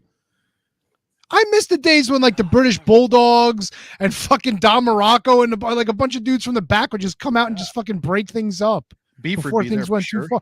Yeah. Well, you know, you don't want to cross paths with the BCC. Yeah, but Beaver saved the fucking Hulkster from getting smashed by the Macho Man. Yeah, but they were best buds. Well, not that we knew. Beefcake was just doing the right thing as a good babyface. Not They like definitely touch tips. Nobody likes Danielson. He's the one that should be angry at AEW, not Moxley. Dude, He should be at AEW. Like, why the fuck did you let this happen to me? I'm your fucking world champion. I'm so with you on that. Like, wasn't when like didn't like who laid out Tony Khan that one time? the Young Bucks. Yeah, it was the Bucks. And And then, Jack Perry. and then no one came out until he was already like Yeah, his old Like- man had to come out of the crowd to help him. he was already out. Like Well, I love didn't the days the back in the day when like the first guys out would be like the job guys, right? And then the heel Yeah. would take care of them. And then all of a sudden you get like your like lower mid card Coco Beware Tatanka run in. And then all of a sudden like Luger would come out. You know what's funny? Like I just thought about this now. Like you mentioned, like old man Khan came out when the Bucks, and the look on his face was not of concern. It was a fucking disappointment, and that's the right fucking look. Yeah. He was more mad about the Young Bucks not finishing the job. Yeah, oh man. Do you guys remember when the Young Bucks, their dad got kidnapped? Is that on Nobody BTE? remembers this. Oh God, when was Who that? kidnapped? Dude, I've been listening to Cornette. He's been going over all the greatest moments in AEW history. Didn't- By the didn't- way, was it- reminding me, Was it reliving. Jericho? No, it wasn't Jericho. I thought got it it. was Forget. Trent Beretta's mom that got kidnapped, but Susan. Oh well, they remember? kidnapped Papa Buck too. Oh wait. MJF and Jericho. Yeah, oh, Yes. it was Jericho. Yeah. There you go. Yeah. Remember when Jericho and MJF did that fucking Broadway tribute when they were having their steak dinner? Dinner debonair. Do you remember when Jade Cargill made her debut and fucking Brandy Rhodes cut that awesome promo on her? And Cody just goes, "I'm sorry, who are you?" Remember Maki Ito singing while the fucking women's division collapsed on TV? God, I miss old AEW. I want Shaq Powerbomb and Cody Rhodes through a fucking table. I want Cody putting Tony. fucking coating on himself so somebody can light him on fire. I miss Remember old Wardlow? AEW. You remember No. Wardlow? Yeah, where the fuck is Wardlow? Is he at the Jacksonville perform- Jaguars game. Is he at the Performance Center? Is he at the Performance Center? No, he's at He's the like- Jacksonville He's Jaguars. hanging out with game. fucking Lance Archer Hanging out with Miro. and Satnam Singh. God, there was more fans in the atrium to see that fucking AEW match at the Jags game than there was at Dynamite. Oh my god.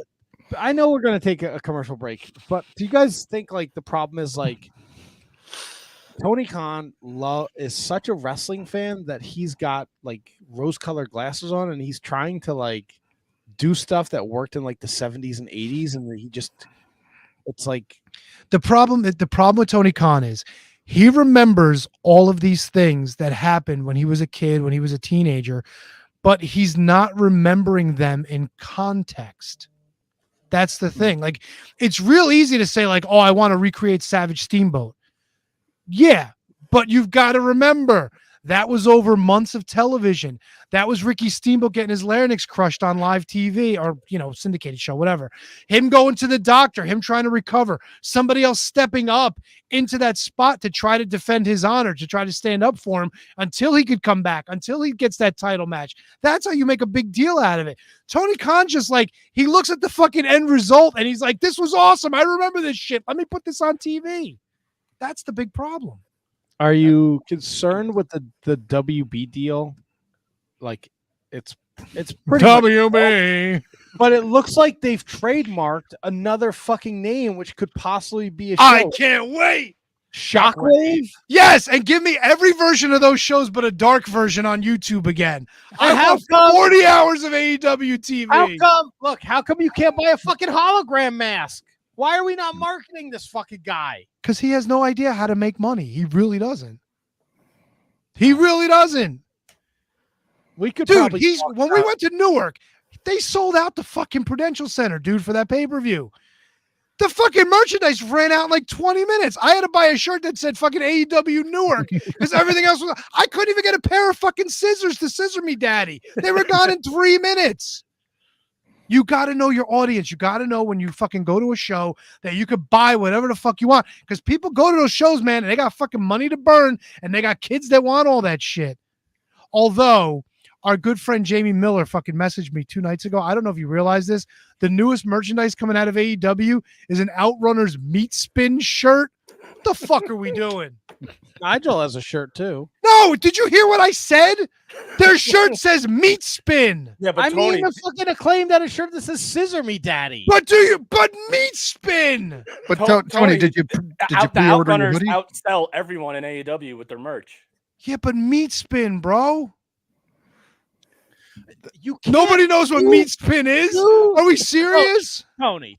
What? You can't sit here and go meat spin and get all fucking crazy when you're saying shit like, "Me want to suck the lollipop, bring back cock sucking." You set That's that up funny for when you that? pee on me. Wait. Tony can say that because but he he's did. not. He's not trying to sell Am I merchandise. right? Yeah. come on. I'm not selling cocksucker t-shirts. You would 100% would rock a meat spin shirt. If I didn't have a kid, I would. Your kid's 22. He plays Fortnite with us. He hears us say awful shit. Yeah, thanks for saying the shit you were saying yesterday, pal. I didn't say shit in front of grandma. That was your kid.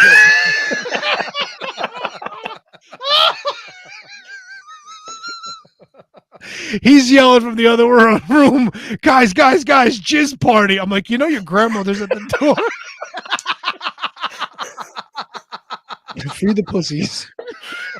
He goes, no, real? I go, yeah, shut up. Not my fucking problem, bro. Well, you had to take it 2 steps too far, and I'm not going to repeat what you said. I'm just saying, grandma was a goer. Holy shit. Oh, my God. KJG, please give me a 1, 2, 3. Back after this. We would like to thank each and every one of you for tuning in every week to listen to The Shining Wizards. Here are some other ways in which you can support the show. If you shop on Amazon, visit amazon.shiningwizards.com and shop the way you always do. You'll pay the same low prices, and a portion of your purchase will help support the show. If you'd like to buy a Shining Wizards t-shirt, visit merch.shiningwizards.com to visit our pro wrestling tee store and select from over a dozen great designs. You can also become a Patreon supporter at patreon.shiningwizards.com, where we offer bonus content, producer credits, special legend shows where you participate in the show, and so much more. Continue to listen to us wherever you listen to podcasts and watch the show live on social media. Don't forget to like, rate, review, and subscribe. Your continued support helps us to keep bringing you the best in professional wrestling podcasting.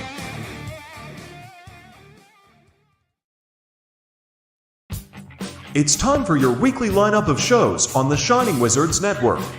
On Mondays, it's the latest from Gorilla Brain, featuring the year of Duke and Rowe, covering a year's worth of classic wrestling, and the Tots Paw, introducing the world to wrestling action figure collecting. Also on Mondays, it's 30 Screams or Less, a weekly review of horror movies in 30 minutes or less. Rounding out Mondays, it's The Shining Wizards, covering everything in the world of pro wrestling. On Wednesdays, it's the Mark Order Podcast, keeping you up to date on everything AEW. On Fridays, it's Horns Up, as Radioactive Metal brings you everything in the world of heavy metal music. And on Saturdays, it's the ROH Revelry, covering everything in the history of Ring of Honor. The Shining Wizards Network is also the home to other great shows, like Bread Club, bringing you the latest from New Japan Pro Wrestling. The Brocast, your watch-along from Down Under, featuring the greatest wrestling matches in history. Turnbuckle throwbacks, paying homage to the greatest shows in the history of pro wrestling. Wrestling Night in Canada, a focus on wrestling with a north-of-the-border spin. Going Underground, taking you back to everything in the history of Lucha Underground. An inconclusive breakdown, keeping you up to date on everything happening in the world. Enjoy all of the amazing shows on the Shining Wizards Network, available wherever you listen to podcasts and at shiningwizardsnetwork.com. It's the Shining Wizards Network. Entertainment here. Hi, fellas. Hello. Two quick notes. Number one, congratulations to Snowy and Aaron. Episode 800 of Radioactive Metal dropped yesterday, 2 days ago. Yeah, so congratulations to those guys. Also, Inconclusive Breakdown will be returning this Sunday with their 500th episode. A few milestones this week for the Shining Wizards Network. Oh, buddy. So congratulations to Snowy and Aaron and Justin and Vince as well. So there you go. That's fantastic. They called me Mr. Bombastic. I'm fantastic. Mr. Lova. Smooth. Lava. Wasn't me. Da-da-da-da-da-da-da. It wasn't Tony. All right. Is there anything in the WWE world that you guys want to talk about? Because I know we're gonna do something a little fun with the PWI 500. I think it would be okay to talk about the Roman Reigns, Cody Rhodes alliance now against the Bloodline. They did a whole thing where like Cody Rhodes said he was done with the Bloodline, and then of course him and Roman are now going to be facing Solo and Jacob Fatu at Bad Blood. So we're going to see this Cody Roman alliance. So it should be interesting to see how that goes. That was like my biggest takeaway from SmackDown is basically that. And then Raw, we should be seeing CM Punk tonight. We'll see how that goes. But yeah, basically the Cody Rhodes Roman Reigns thing is basically it. Other than that, let's get to the. I think that the most interesting thing for WWE right now is the Raw moving to 2 hours through the end of the year. That is going to be interesting because there's going to be a lot of people left off, and it's going to be intriguing to see how they navigate the time with losing that hour. Yeah, we don't even know if they're going to get it back when they move to Netflix. I'm sure they will. I'm sure they will. And we have NXT starts on the CW in 2 weeks. Yeah, or next week. 2 weeks. So that's exciting, right? Hell in a Cell. Bad Blood. Bad Blood. In Fucking October. bracelets gone. Hammerstone answering the Open Challenge. How cool is that? Cool. That was awesome. That was a great mean guy match. I always thought he should be there. I thought he should have been there when he was still in MLW. Man, he just seems like a WWE guy. Can I say it? If in my lifetime we saw a dynasty reunion in WWE, I would be a fucking happy man. 100%. That period of MLW, there was so much good going on that show, and they may have been the brightest spot, but they were one of many bright spots on that show. That show, like MLW, when they were on, was so much fun to watch, and there was so much going on, and there was so much storytelling, and everything was following, and for the most part, it all made sense. Even with the fucking pendejo with the fucking cooking and everything. I know Matt hates it so much, but MLW was so much fun at that point, and those three guys together were so good, and they all played their roles so well. So I would love to see them back. Let me ask you this, Tony. The biggest cog in that wheel is MJF. So he's obviously re-signed with AEW. So where do you see this reunion happening if it were to happen in your fairy tale dream? Oh, it's got to happen in WWE. Yep. It's got to. Because AEW will fuck it all up. They'll make them what they're not friends, and they don't want to be friends, and who wants to be friends, and then Moxley wants to be Jericho wants to be their leader. Jericho be the leader. But where do you see it realistically happening if it does? WWE. If it's Really? going to happen anywhere, it's going to happen WWE. It would have to. It'd be too good of a fucking story to go anywhere else. Do you think too many people, like, to a lot of people, it would be like the introduction to the dynasty? It wouldn't be like a dynasty reunion. You know what I mean? If that makes sense. Yeah, but WWE will have a better way to play it up than Sockface just yelling, "These guys are teaming up!" You love old sock face. I hate that whole fucking commentary team. I hate them all so much. You hate Shivani? Dude, he's the worst. Yeah. His entire job is to laugh at everything. KJG, you mentioned your I'm boy. having fun. They're murdering Brian. This is great. We're out of time.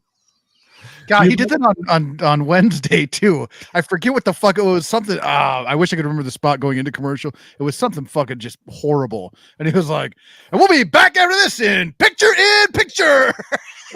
I'm so. How was that so? Why do you turn it up into like a happy guy? We'll be back after this. Stay tuned. Picture in picture when something fucking horrible is happening. Say like, are the heels gonna, is so and so gonna make a comeback, or just something to hype it up, not just like, hey, picture in picture. What do you want him to say? Oh, something shitty is going on. Change the channel. I'm talking about the mood of it, KJG. The mood of it was down. It was worrisome, and he went from down and worrisome to Picture in picture. picture in picture. I'm The like, greatest thing that ever happened to Tony Schiavone was Sting retiring. All right, we could shit on AEW all night, but I know we can. WWE is on fire. We're getting ready for a move to Netflix. SmackDown is on USA now. Raw's going to 2 hours. The Vince McMahon documentary on Netflix is about 2 weeks away. So a lot going on WWE. NXT, the CW. There's still NXT people showing up at TNA. Kev, you watched Victory Road? Sure did. And I know you mentioned it when we talked to Kyle that the system won back their tag titles. Anything else of note from that show? Probably Steph DeLander actually announcing that she needs neck surgery. So that match didn't happen. Steph DeLander and Matt Cardona versus PCO and Rhino did not happen. Cardona did a nice little heel spot. The match of the night to me, to be honest, was the main event. Nick Nemeth and Moose. That was such a fun match. I really thought with this whole system reboot story that they're trying to tell. And then once like Brian Myers and Eddie Edwards, dear good close personal friend Brian Myers, won back the tag team titles. I really thought Moose was going to beat Nick Nemeth. That did not happen. Nick Nemeth won, which also furthers the story about Nick Nemeth wanting to have pinned Moose when he won the belt. He didn't when he won the belt. So that was huge. A lot of stuff. The X Division Championship with Zachary Wentz. He lost to Mike Bailey. I thought Zachary Wentz was going to win. I did think Mike Bailey was going to win, but I thought Wes Lee would have gotten involved in that. He didn't. Clean win for Mike Bailey. Once again, your X Division champion. You had Hammerstone and Jake something. They're a monster team. They're just. I can't tell if this was like planned by. What's his name on commentary? Used to be the NXT guy, Brundo. Jeez. Hannafin, Tom Hannafin. Yeah. So like he said, meet something. So like I wonder if that's like their name, or if he just like he came in to meet something. Like, so like, are you that's their name. are you surprised by JBL's involvement in TNA and MLW? He's everywhere. Yeah. So I just noticed the MLW thing in the notes. I didn't know that happened. What did he do in MLW? Same thing he's been doing everywhere else, and he actually did. I don't know if it was an interview or released a statement, and he said he doesn't know where he's going with it yet. He just didn't want his swan song to be with Baron Corbin. No offense to Baron Corbin. He wanted one last kind of a, he's having fun right now. He's enjoying what he's doing. He's not sure where it's going to culminate or how it's going to end. He's still going to keep on showing up places, but the motivation for him behind it was the way that things happened with him in WWE with Baron Corbin. He didn't want that to be his kind of his last what he did. Dude, yeah. So Kurt Angle could say the same thing, I guess. Yeah. He showed up in MLW during the C.W. Anderson, Brock Anderson, Boomaye Fight Club match. Oh, how about that, by the way? He hit Mr. Anderson with a punch and a clothesline from hell. He whispered something to Brock Anderson. Brock covered Thomas. He also showed up in GCW and hit Effie with a clothesline from hell. Like, he's fucking everywhere. I love it. AAA, he showed up. He was with Nick Nemeth, right? Nemeth, yeah. Yeah, so he was sticking strictly to the TNA universe. Like, we still don't know why he's doing it. Like, maybe like it does tie into the CMLL stuff. I mean, I guess it has to, but like we don't know why all of a sudden JBL's aligning himself with Nick Nemeth. Like Nick Nemeth is like his son or something like that. But did you see? Speaking of MLW, because I found this interesting when I saw it, Matt, is now there's this new Horseman contingent, the Rogue Horseman. The Etsy Horseman? Where? MLW? MLW, I think. Yeah, there is. Yep. It's Brock, CW, Bobby Fish, and I don't know the other guy. I don't even know his name. He's a young kid, but he seems to be the leader. FL. BC something, I want to say. Yeah, anyway, I probably should have, like I said, if I was able to print my notes, I probably would have known that. But I watched I don't think that was in the notes anyway. Okay. But didn't MLW try like the Extreme Horsemen a long time ago with like Justin Credible and Steve Carino? They did a good job with that. It was Carino, it was CW, they had Barry Windham involved in that. They did a good job. Scott George coming in proper. Brett Ryan Gosling. Is that the actor guy? No, but I see why they call him that, because he does kind of look like him. Unless it's his real name, which is just an amazing coincidence. No, that's not his real name. Okay. It's not his real name at all. Yeah, but TNA Victory Road ruled. His name is Brett Gosling. Brett Ryan Gosling, BRG, the platinum-haired technical wrestler. All right. There you go. There you go. So that pretty much covers everything that's going on. And I mean, we could dive deep. Mystico beat Jericho and CMLL, whatever. Give us a shit. But the PWI 500 came out last week, and we've done it as a Patreon bonus. So if you haven't heard it or you like what we're about to do here, please check out our Patreon, patreon.com/the Wizards Podcast. Meet Brundo is the latest bonus episode that drops. So if you're not familiar with Brundo and you want to meet him, check out the Patreon episode. So we're going to take MEET, not MEAT. Well, I was going to leave that for people to, decide on their own accord. No, we don't want to build, expectations. I mean, once we have their money, I don't care. Yeah, there you go. You're like Tony Khan. Yeah, we get you for $3 this month and you hate it. Well, tough shit, buddy. Tough cookies. Good news is Inside the Ropes crossword puzzle coming back. Latest issue has a crossword puzzle in the back of it. So we're going to wrangle that motherfucker up for the winter. But the PWI top 10 showdown. So we're going to take, it's not necessarily the top 10 because I think Brundo has 150, 100, 150, blah, blah, blah, blah, blah. Yeah. In increments of 50. So yeah, I know. Then we get it, go back 20 years. You may get some weird name. So we're going to go through the PWI 500 from this year. Yeah. And we're going to go through the PWI 500 from 2004. 20 years apart. And how do you want to Why did I do that? PWI 500 twice. Stupid. How do you want? Do you want to start with 500 and work backwards? How do you want to do this, Brundo? I was gonna start with 1 and then just go down and down. Oh yeah. Welcome. Could I be one? Somebody taking score on this, or do I need to get paper from someone? Punani. Score. I can take score on this. How are we keeping score? We're trying to see who we're picking, right? That's always what we do. 2004 versus 2024. Oh yeah. Yeah. Sorry. We got 5 of us now, so we got tiebreakers. Oh, Yeah. here we go. Where Tony and Hansel Kevin try and fucking sway the votes. We would never. No, Shit, we bro. sway a lot of things. Votes is not one of them. That's very true. But Brundo, you are looking very, very dapper this evening. How do Thank know you, it's gonna sir. come down to Brundo? All right, so for those who may not have heard this game before, explain the parameters Spend of- $3 and listen in the archive. of what this game entails, and also for me.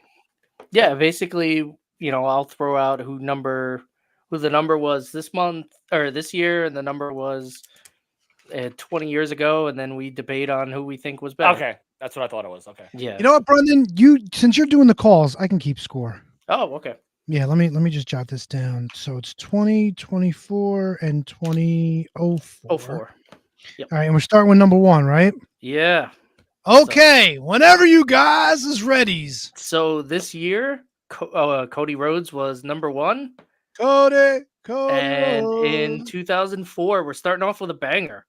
Chris Oh, shit. Benoit was number 1. What So the kind of American order are we name- going in here? Whoever wants to start, I don't care. Yeah. So what? 2004. That means this covers like June. This covers like the summer of 2003 up to like right after April or something, right? It's June to June. So June 2003 to June 2004. All right. So both number ones won the Royal Rumble.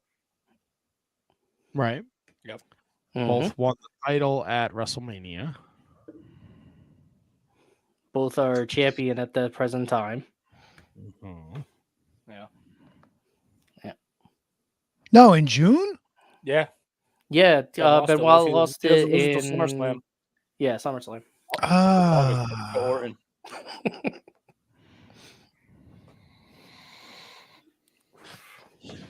Huh. All right. So I know my answer, so I'm just going to say it then.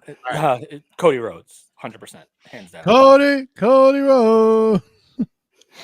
I'm inclined to say Cody as well. Like Benoit during that time was fucking unstoppable. But yeah, I'm a big Cody guy. Benoit and Edge did win the tag titles from Batista and Flair.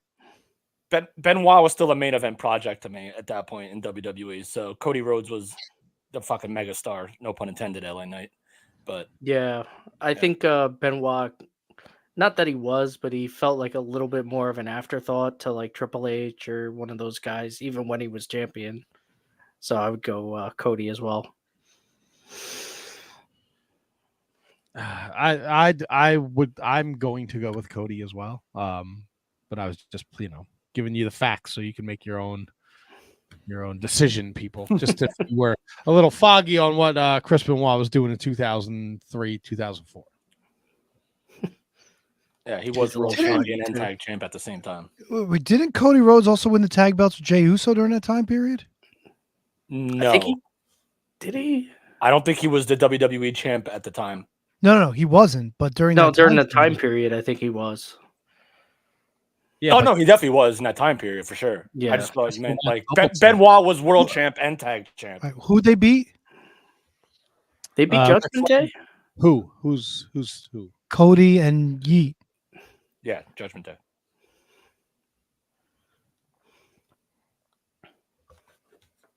Yeah. All right.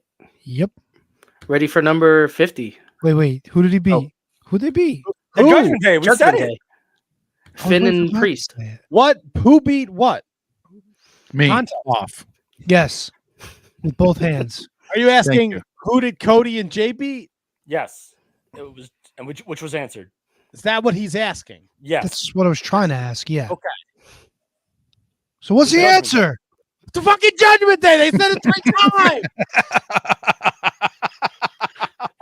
Who?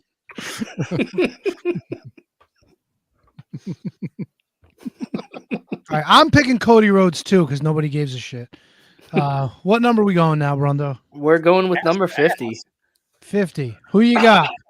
All right, so we're going international for number 50. We Oh, have boy. El Hero del Dr. Wagner Jr. The fuck and are we going doing? against still wrestling today, Frankie Kazarian in 2004. So the I'm gonna- son of Dr. Wagner Jr. Yeah, I'm I gonna think need he won context. the Noah belt in the in that No time way. period. Fuck. Now I got to type in El Hijo del Dr. Wagner Jr. Just type in fucking Dr. Wagner Jr. Yeah, he beat Jake Lee for the GHC title in March and held it for a couple of months. He looks like Colt Cabana with a fucking mohawk fucking mask. What is this? Where is this? This is fucking stupid. And Brundo, to El the best of your Hijo! recollection, Hey, what is Kazarian doing at this point? Is he in TNA? Yeah, he would be TNA. He's probably X Division champ Division at this champ. point, or at least fighting for it, doing the Ultimate X match. Oh, this is definitely fucking Colt Cabana and a fucking pumpkin. right? No, he's losing. Cabana's losing the set. I'm seeing every week. And So he was the GHC champion for 3 months during this. He wasn't.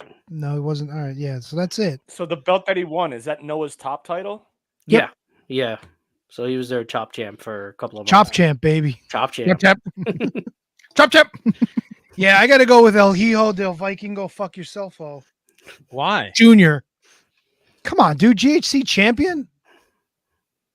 Yeah, but then he lost it, so you know what that means. He's a fucking loser. He lost it at Wrestle Magic. Well, fuck. Well, he made it disappear. Woo. Woo.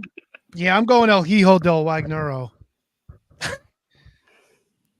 Hey, is El Hijo del Vikingo in the fucking top 500 this year? I hope not. Uh, Do you know? Number 18. what? Are you serious? All right, Yeah. well, that's not what we're here for, boys. Relax. Yeah. Anybody else want to weigh in? What is Frankie Kazarian doing in 2004? Nothing. He's not winning the Global Honored Crown He's Championship. kicking ass. Whose ass? Everybody's ass in TNA, man. He is. He's all So over. Chris Sabin, probably Michael Shane. Is he in Ring of X Honor? Division title. He is in PWG. He's not even in. Oh, well, then he Really? fucking blows goats. 2004? He started in early 2005. Where's his TNA run? Oh no, he is. Sorry. Fucking Yeah. Stupid. Yeah, but don't forget, it's 2003 to 2004. Right, 2003. He was part of the first ever Ultimate X match. Gives a shit. That Michael The Shane X-Belt won. 3 times. He did not appear in TNA between October 2003 and March 2004. Brenda, you feeling all right, kid? Yeah, you need a I'm fucking leaving. off button over there, big guy. Jesus Christ. All right, I'm going with El Hijo de Wagner. as Yeah, well. me too. Yeah. Give me old Colt Cabana and a pumpkin mask. Still going with Cass. Really? Yeah. Well, you're Based a dick. off of what? Nothing. He's a dick. I could pick whoever I want to pick, and I pick Cass. Yeah. You know what's the difference between picking your ass and your nose? Yeah. Just pick your friend's Smell. ass. Oh, I thought it was the taste. All right. Fair enough, sir. Brundo, what Mexicans are at number 100? All right. So Oh, fucking boo, Tony. Jesus, man. Hayata from Mexico. No, from where the hell Noah. is he even from? Can you Noah? Can you spell that? And use it in a sentence, please. Hayata. Yeah. Hayata. Yeah. Well, there you go. There you go. What the fuck are we That's your doing? ethnic Yeah. humor for the evening. 100 for 2004, Masato Tanaka. All right. 2004 Tanaka? 2004 Tanaka. That would be 0-1. Yeah, it's all international. Yeah. Yeah, I'm going with the first guy, Hayata. Hayata. What the fuck is Hayata doing? I don't know, but I don't know anything about either one of them at this point, so I don't give a shit. He is the first junior heavyweight wrestler to hold the GHC national title. There you go. He did lose it to Oka Sasaki. But Hayata and Yohei defeated Aita and Shuji Kondo to win the GHC junior heavyweight tag titles for the third time. That's Bro. right, I'm a genius. Dude. What the fuck? All right, I know. Wait, this is old. I don't know why that's on the top. What the fuck is a 666 locomotive class champion? And what the fuck is a Gunzo? Gunzo Magunzo. Dunzo. You saw that at the top of Cage Match, right? I'm not on Cage Match. Was that the match where they had in the train the guy got shot? Is that tying in there? Ooh. What's it called, Tony? A 666 what? 666 locomotive class champion. And when I click on it, it only lists it lists a lot of title holders. What fucking company is this with? Oh, I wonder if that's the DDT Extreme title. It's somebody just said the best looking belt I've ever seen, but it doesn't. It's based out of Japan. Somebody wrote, "Why would a pro wrestling company have a belt that looks like Thomas the Train?" Now I need to fucking see what this belt looks like. Lee Ring announcer was the champion for 49 days. Wait, Lee Ring? Is that his name? Lee Ring announcer. Nice. Holy shit! What are we fucking doing? I don't know. I don't fucking know. Lee Ring. Tanaka. Oh my god, the belt is fucking Thomas the Tank Engine. It looks like some kid fucking drew it on a piece of plastic. It looks like it's tag team titles. I don't know. Yeah, it's like a 6-man's. Oh my god, and they velcroed them all together. No, it's just one big belt that everybody wears. Is this for real? Unity. It's Japan. Everything. All right, you know what? This guy won the fucking Thomas the Tank title. I'm going with Hayata. Yeah, but he won it in 2017. I don't give a fuck. I got no other reason to take either one of these assholes. So I'm I would taking take Hayata. Hayata because he had a pretty good 2024. Is it like the human centipede of title belts, Tony? Dude, they have like extra plastic on it to wrap it around. There's like a picture of like a bunch of women, and it's all wrapped around them. The promotion. Oh, that might be a dude. Wait a minute, that's a dude. The promotion is called 666. I understand that. I don't know if the people out there understood. They just had a show yesterday. Oh, you would hate this, Tony. There's someone named Banana Kochi. Banana Coochie? Bro, I need to watch this. You know what? There's like a 30-person Falls Count Anywhere match that lasts 6 minutes and 48 seconds.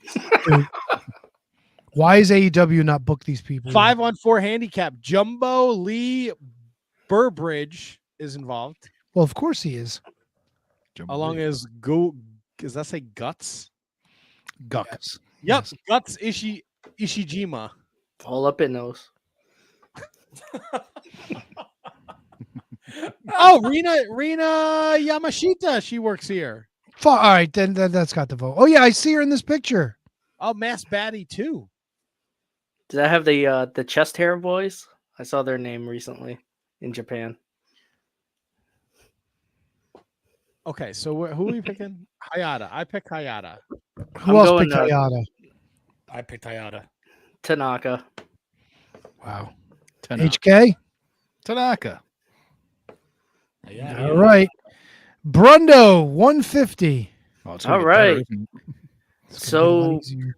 we finally have somebody again from the US, and it's Billy Starks going up against, oh, geez, this would be good. John Heidenreich at 150 in 2004. Wait, Billy Starks. Yeah, they put women in the 500 now, even though they have their own. Is it the same Billy Starks? Yeah. Yes. Wait, what I other do- Billy Starks do you know of? Oh, okay. So that was the 2024 one. I was thinking that was Yeah. 2004. My bad. Yes, John Heidenreich is I in did right 2020. today. Yeah. Listen, brain farts happen, man. Real farts have been happening to me all show. What did Heidenreich do in 2004? Jesus. Let's see. He teamed with the Hurricane to defeat La Resistance. For the titles? No, he teamed with No. Trish Stratus to beat Victoria and Stevie Richards. That was the Little was- Johnny episode or time. He was undefeated for about 2 months, and then he lost to Rico on an episode of Sunday Night Heat. What the fuck? On a February 8th, 2004 episode of Heat, Heidenreich was kissed by Rob Van Dam. Where? Mouth? Sounds about right. Matt's dead. Matt's gonna fall out of his fucking chair. Oh my goodness, gracious! Yeah, that's pretty much his 2004. Hell. I guess it was like 05. He started attacking the Undertaker and Yeah, raping Michael Cole. August 2004 is when he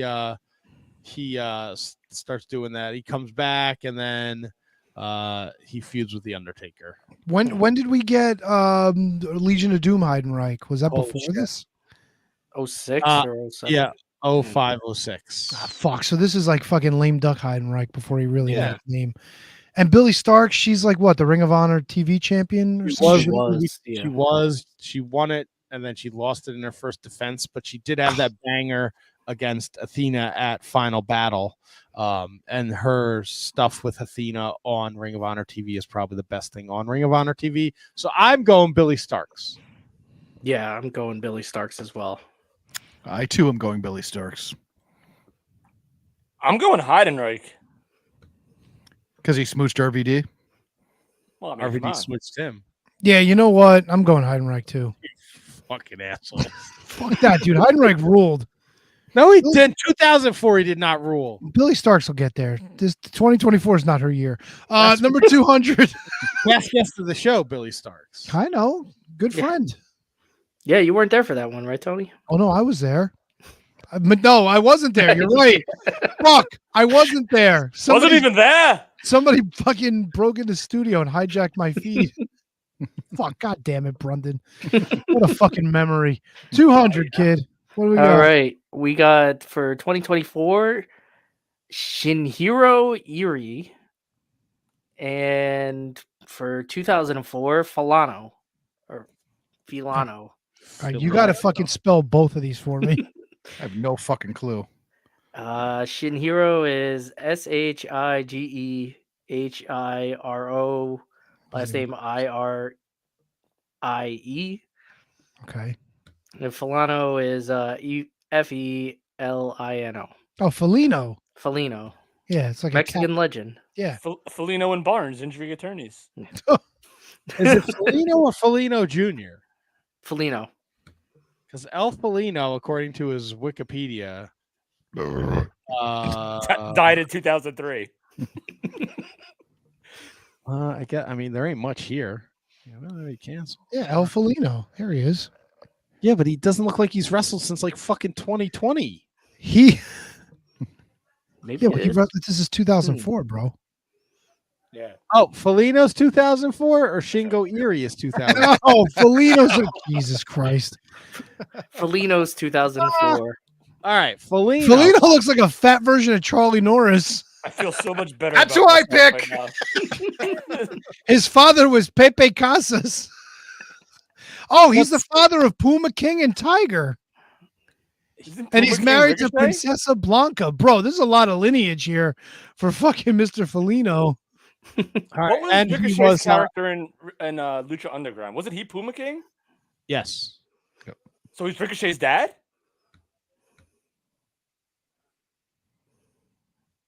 No, Oh, No. okay. No. no. Puma King is a Mexican luchador who works for AAA. I got you. All right, so during this time, he was in the middle of a 2-year run as the CMLL World Welterweight Champion. He was Yeah. also part of the Mexican National Trios Champions, which him, Voldor Jr., and Sapphire won. That Sapphire? Mhm, No. the very one. Oh no, I guess. Well, see you later. And then they defended the titles successfully against Olympico, Super Crazy, and Zumbi Deed. Olympia Dukakis. Their reign lasted 476 days. Yeah, I'm going Felino. You don't even Hold have on, to tell me about what is Shingo Shingo Hero. Eerie D? Piece of shit. Nah, Felino. Yeah, there ain't much about him. I'm going Yeah, Felino. Felino. Lino and Barnes. Very much about this Shingo Hero Eerie. Nah, was he's in like the- a Mexican, like indie guy, or not Mexican, Japanese indie Jesus Christ. He was Oh, so El Felino is the uncle of Canelo Casas, Danny Casas, Black Star Destroyer, and Nazi Rock, and he's also the older brother of Negro Casas and the younger brother of Heavy Metal. Oh, So there you go. Yeah, he got my vote. 250, Brundo. guy. All right. So 2024, 250 is Kushida, and 2004 Billy Fives. you don't know shit about Billy Fox. Billy Fives was a Florida indie guy, and that's about all I know. Kushida. Yeah, I'm going Kushida. Yeah, too. it's 100% Kushida. Yeah, Kushida. Let's see. Billy Fives was wrestling NWA Florida. It sounds listen- familiar. Blood feud with David Babylon. Oh, well, there you go. I'm changing my vote. Uh, David Babylon. Fucking he was the IPW NWA Florida Heavyweight Champion. Oh shit! For what? He 3 beat days? Scoot Andrews and Lex Lovett. The Black heard of Days Scoot Boys, Andrews. Yeah. Early Ring of Honor guy. Yeah. All right. I'm still going Kushida. Yeah, Kushida across the board. Yeah. Brundo, 300. All right. Some guy 2024, some guy named Jack Vaughn. And oh, wait, Jack Vaughn? yeah, Oh yeah, he gets my vote. I guess he's Midwest. And 2004, Scotty Mack. It's Jack Vaughn. I'm going Scotty Mack. Well, you're wrong, man. Get on Twitter and follow Jack Vaughn. The guy is Jack fucking Vaughn, he's the guy who's always yelling about the way things used to be, right? That's his gimmick. the professional wrestler Jack Vaughn. He is fucking amazing. He's not the angry I wrestling remember vet, this is he? guy. Yeah, no, you gotta follow on Twitter. I would love to have him as a guest. He's fucking Tony. He's a guy that you would appreciate as well. He's fucking hilarious. Scotty Man. Scotty Mack. Mack. Oh, Mac? Yes. Scotty Mack. Oh, He's from yeah, Canadian. Oh, guy. then yeah, he 100% gets my vote. Scotty Mack. It's my guy. He looks like a fucking skinny version of Mr. Touchdown, if this is him. Oh my God, he's 45? He looks amazing. Scotty Mack? Oh, no, Yeah. wait. This picture, not so much. He looks like fucking Shawn Michaels now. I looked like Shawn Michaels before. Bro, you really did. It was scary. So what has Scotty Mack done in his 45 years? Same thing as fucking Jack Vaughn. This All right, I'm going for Jack Vaughn Jack then. Vaughn's a fucking job guy in OVW. It looks like. Jack Vaughn's fucking amazing. All right, who's taking Scotty Man? I am Mac. Scotty Mack. Me. I'm going Jack Vaughn. All right, I'm Jack there. Vaughn it is. Yeah. All right, Tree Fitty. 350. We have for 2024 Mad Dog Connolly. What the fuck are we And doing, man? 2004 Glenn Osborne, indie legend. Oh, I got Glenn Osborne, fuckers. Yeah. Yep. Glenn Yeah, I'm Osborne. taking Glenn Osborne too. Glenn Osborne for sure. Yep. Well, that was easy. That was easy. I like that. I feel bad for Mad Dog Crowley or whatever the fuck his name is. Conley. Whatever, who gives a shit? Brundon, 400. 400. We have Sawyer Wreck, GCW fame. Wait, wreck? Yeah. Okay. Like wreck, like a And- car wreck? Yes. Yeah, pretty much. Okay. All right. Does and? it matter? I don't give a shit. Well, it depends. It depends on who he's up against. Whoever the hell Bart Blackston is. She. Look at who she's up against. She.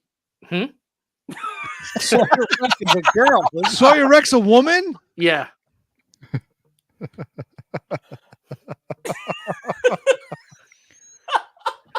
Oh my God. No fucking. Bart Blackston. I clicked on his name. He literally has nothing. Bart Blackson. All right, I got to Google Bart Bart Blackson doesn't have shit on his fucking page. 0 matches. Oh, is it Bart Blackston or Bart Blackstone? Blackson. Oh, Black Sin. Blackson. Yeah, the Big Diamond girl Cat Blacks on. from Santa Cruz, California. Let's see. Looks like he was in I don't know. He teamed with Nigel. They challenged for the GHC tag titles. They lost to Masawa and Ogawa. He's beaten by Sin. That'd be Sin Bodhi, I'm assuming. No, wasn't Sin one of the PG-13? Yeah. Sin Sin Bodhi. Oh, No, Sin Bodhi was the maestro. No, Sin Bodhi was Kazarni. Sin Bodhi was Sin in PWI in California in 2004. Yep. Yeah, I'm going with Sawyer Rick. Yeah, me too. Same. I'm taking the Dame. This is the 450 and 500 in 2004 is going to be a treat, isn't it? Brundo, Let's see. 450. 450 in 2024 is Resno Rose. And in 2004, Robbie Ellis. The guy from Sirius XM? Bro, Robbie Ellis's picture on IWD. Jesus Christ. It's not Robbie E? He was like 100 years old at that Bro, point. he was born in 1943. Whoa. All right. I got to look at my man, Robbie Ellis. He might deserve I remember a vote. watching him in Chikara too at that time. He was Yeah, a that's Shikara his man. That's Yeah. his last couple matches. He beat Ice Cream Jr. and Hydra. That's 2007, though. Oh, I'm taking him. That's who I like. Yeah, what did Renzo Rose ever fucking do for this business? Apparently, Renzo Rose is he's from Italy. Oh, you know what? Renzo Rose got my vote. No, he beat Dan Barry last year. Fuck yeah, bro. He's got a belt on in this picture. And he beat Trent Seven for the OTT No Limits title. All right, you know what? My fucking fellow Italian is getting my vote. As much as I like old man Robbie, he ain't getting shit from me. Yeah, I'm with you. I like Renzo Rose too. I'm Taking going a- with Robbie. I'm going with Robbie too. I'm a Renzo. Fuck yeah! All right, give it to us. All right. Last so one, Brundo. Number 500 this year is Mems, better known as Blue Cane. It's memes, buddy. Memes. Yeah, I'm too old for that. And 2004, somebody named Rod Steele. I think I have a feeling we know who Rod Steele is. No, I do too. I do too. Rod How does Steele. he spell- Florida. How does he spell his name, Brundo? Steele. Ellie. RODSTEEL. E-E-L. it's not ELE. That's what I thought it was. No, He's not the real No. deal Rod Steele. No, it's not. Are you sure? Oh my fucking god!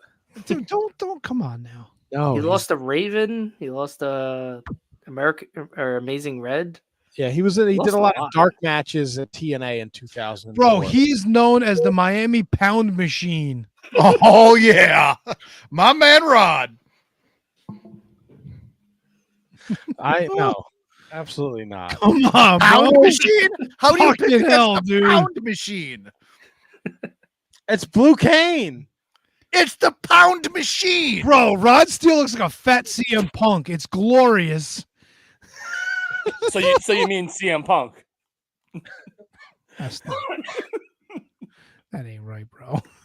I'm going Blue Cane. Yeah, I gotta go Blue Cane also. I am also going Blue Cane. Because he's famous for being a different color. No. What you got, HK? Pound machine.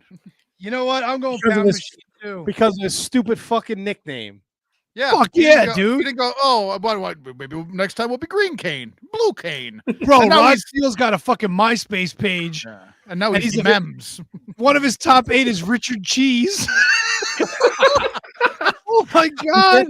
He did lose to Spike Dudley at a Jack taping in 2001. Bro, this is how great. There's no pictures on his fucking No, this MySpace is how page except for the picture of Richard Cheese. Oh my god, Rod Steele fucking rules. I'm surprised he went on to MySpace and didn't crash your computer. Dude, the shit I've been on my computer and it hasn't Yeah. crashed. MySpace Good is point. enough. Well, folks, let me give you the rundown. 2024-2004. Number 1, Cody Rhodes unanimous over Chris Benoit. El Hijo del Dr. Wagner Jr. Everybody but HK, because HK took Frankie Kazarian. For number 100, Hayata, Tony, Matt, and Kevin. Masato Tanaka, Brundon, and HK. 150, Billy Starks, Matt, Brundon, and Handsome Kevin. John Heidenreich, Kevin, and Tony. Shinjiro Irie gets nothing because it's a wipe for Felino at 200. Also a wipe for Kushida at 250 over Billy Fives. Jack Vaughn, number 300. Handsome Kevin, Tony, and Brundon. Scotty, Mac, Kevin, and Matt. Mad Dog Cromley got fucking nothing because Glenn Osborne mutilated him at 350. Sawyer Rex got all 5 of us at 400 over Bart Blackston. Renzo Rose, Tony, Matt, and Kevin at 450 beat Robbie Ellis. Sorry, Brundo and HK. And fucking memes with fucking Matt, Kevin, and Brundo fucking beats Rod Steele, Tony, and Handsome Kevin with an overall score 4, 5, 6, 7, 8, 9 to 2. 2024 beats 2004. Fucking memes. All right, that's great. You guys are great. I gotta go to work. So yeah. All right. You Well, I guys think we're gonna wind up wrapping up anyway, so we'll wrap up without you, buddy. Have All right. fun slinging. Thanks. Have a good night, guys. This was fun. Thank you guys for listening. Continue to support the Wizards. Next week, I think we have Follow, right? Yes, we do. Yes. Alaba. Alaba makes his return, and Matt fucking leaves. See you later, dude. Don't forget, we're on the socials, Twitter, even though we can't fucking broadcast there anymore. We are on the X, we are on Instagram, we are on Facebook. Just search for Wizards Podcast, youtube.com/The Shining Wizards. We are always live there. We are always live on Facebook until we can figure out this X nonsense. Like Matt said earlier, the latest episode on the Patreon dropped. We are learning. Well, you're getting to learn about Brundo. We fucking learn about him every goddamn day, and he is a great ad, and he is a treasure for the Shining Wizards. And Thank you. I don't know, like, rate, review, subscribe, keep on following, keep on listening. Tell your friends, tell your enemies, because your enemies will be like, "Well, fuck you. I'm going to do this just to piss you off," and they're going to listen and they're going to love us. That's right. I got nothing else. You guys got anything before we wrap this up? While I pull up our closing number. No comedy shows yet. We're kicking off in the fall soon, we're actually kind of in the fall, but October-ish, I'll be back in the thick of things. I am going back to work for independent company WrestlePro in New Jersey. So I will be on the 1s and 2s on September 28th in Rahway. You got Jinder Mahal versus CPA. You got Elias versus Dan Moth. A lot of stuff happening. A lot of great matches. Iron Savages will be there. So it's going to be a good time. So come on out if you want, because the more people that show up, the more money I have the potential to make. So that's huge. So I so just do got that. to remind everybody this Saturday, Premier Wrestling Territory Championship match. My good friend Rich Maxwell is going to beat the shit out of Brian Myers. That's going to be great. Get the fuck out of here. He's going to beat piece the of fuck out of him. He's going to fucking bend him over and show it what it's like. No way. Also, former guest Cold Stone Tim Boston will be on that show as well. So that's out in Iowa this Saturday. You can go see that. It is at, where is it? Colfax Mingo High School in Colfax, Iowa. Carfax, Iowa. That's all I got, Tony. Yeah, if you want to see me, you might catch me slurping down some fucking sliders at White Manna like I did earlier today. Brundo might be there too. Hell yeah, all in on that one. Fuck Leave yeah, the bag in my car. It'll smell for a week. Love it. Oh, it was so, dude. I'll tell you this much. I went there early, like 11:30ish today, and I got a seat at the counter, which was nice. 90% of their orders at that time of the day are just the construction guys coming in and doing pickups. Where's the White Manna again? What town? It's in Hackensack on River Street. Hackensack. Okay. Yeah, it's not too far from the courthouse complex. It's like maybe like a mile south of like Route 4. Kind of So makes you're sense. not. Oh, so you're not Essex County. Who, me? No, I'm Bergen. Oh, okay. So that's why. Yeah, and Brundo's my neighbor. That's right. He's my Bergen buddy. Maybe that's what we should name our 2-man group, but we should be the Bergen Buddies. I'm down with that. Why not? Why not bros? Bergen butt buddies. Are you guys not bros? All right, the Bergen Bros. That works. I think buddies is equal to bros. Well, bros has a different connotation in the wizard land. Like best bros. Yeah. KJG, you seem like you'd be more of a pal. You know what a pal is? What's a pal? It's a guy that goes to town, gets 2 blowjobs, comes back and gives you one. Dude. Jesus Christ. I'm done. This has been a production Fucking of the horrible, Shining man. Wizards Network. Your executive producers are Manny Kretzo and Main Event Mike Peterson. Our producers are Kate Hensler, Matt Garifo, Hi Fi, Tom, Ryan Schlong, Brendan Haney, Al Day, Kathy Hummer, William Mercier Jr., Michael Hammond, David Henry Bauer III, Keith Parker, and Scott George. For everything Shining Wizards, visit shiningwizards.com. And don't forget to listen to all the great shows of the Shining Wizards Network.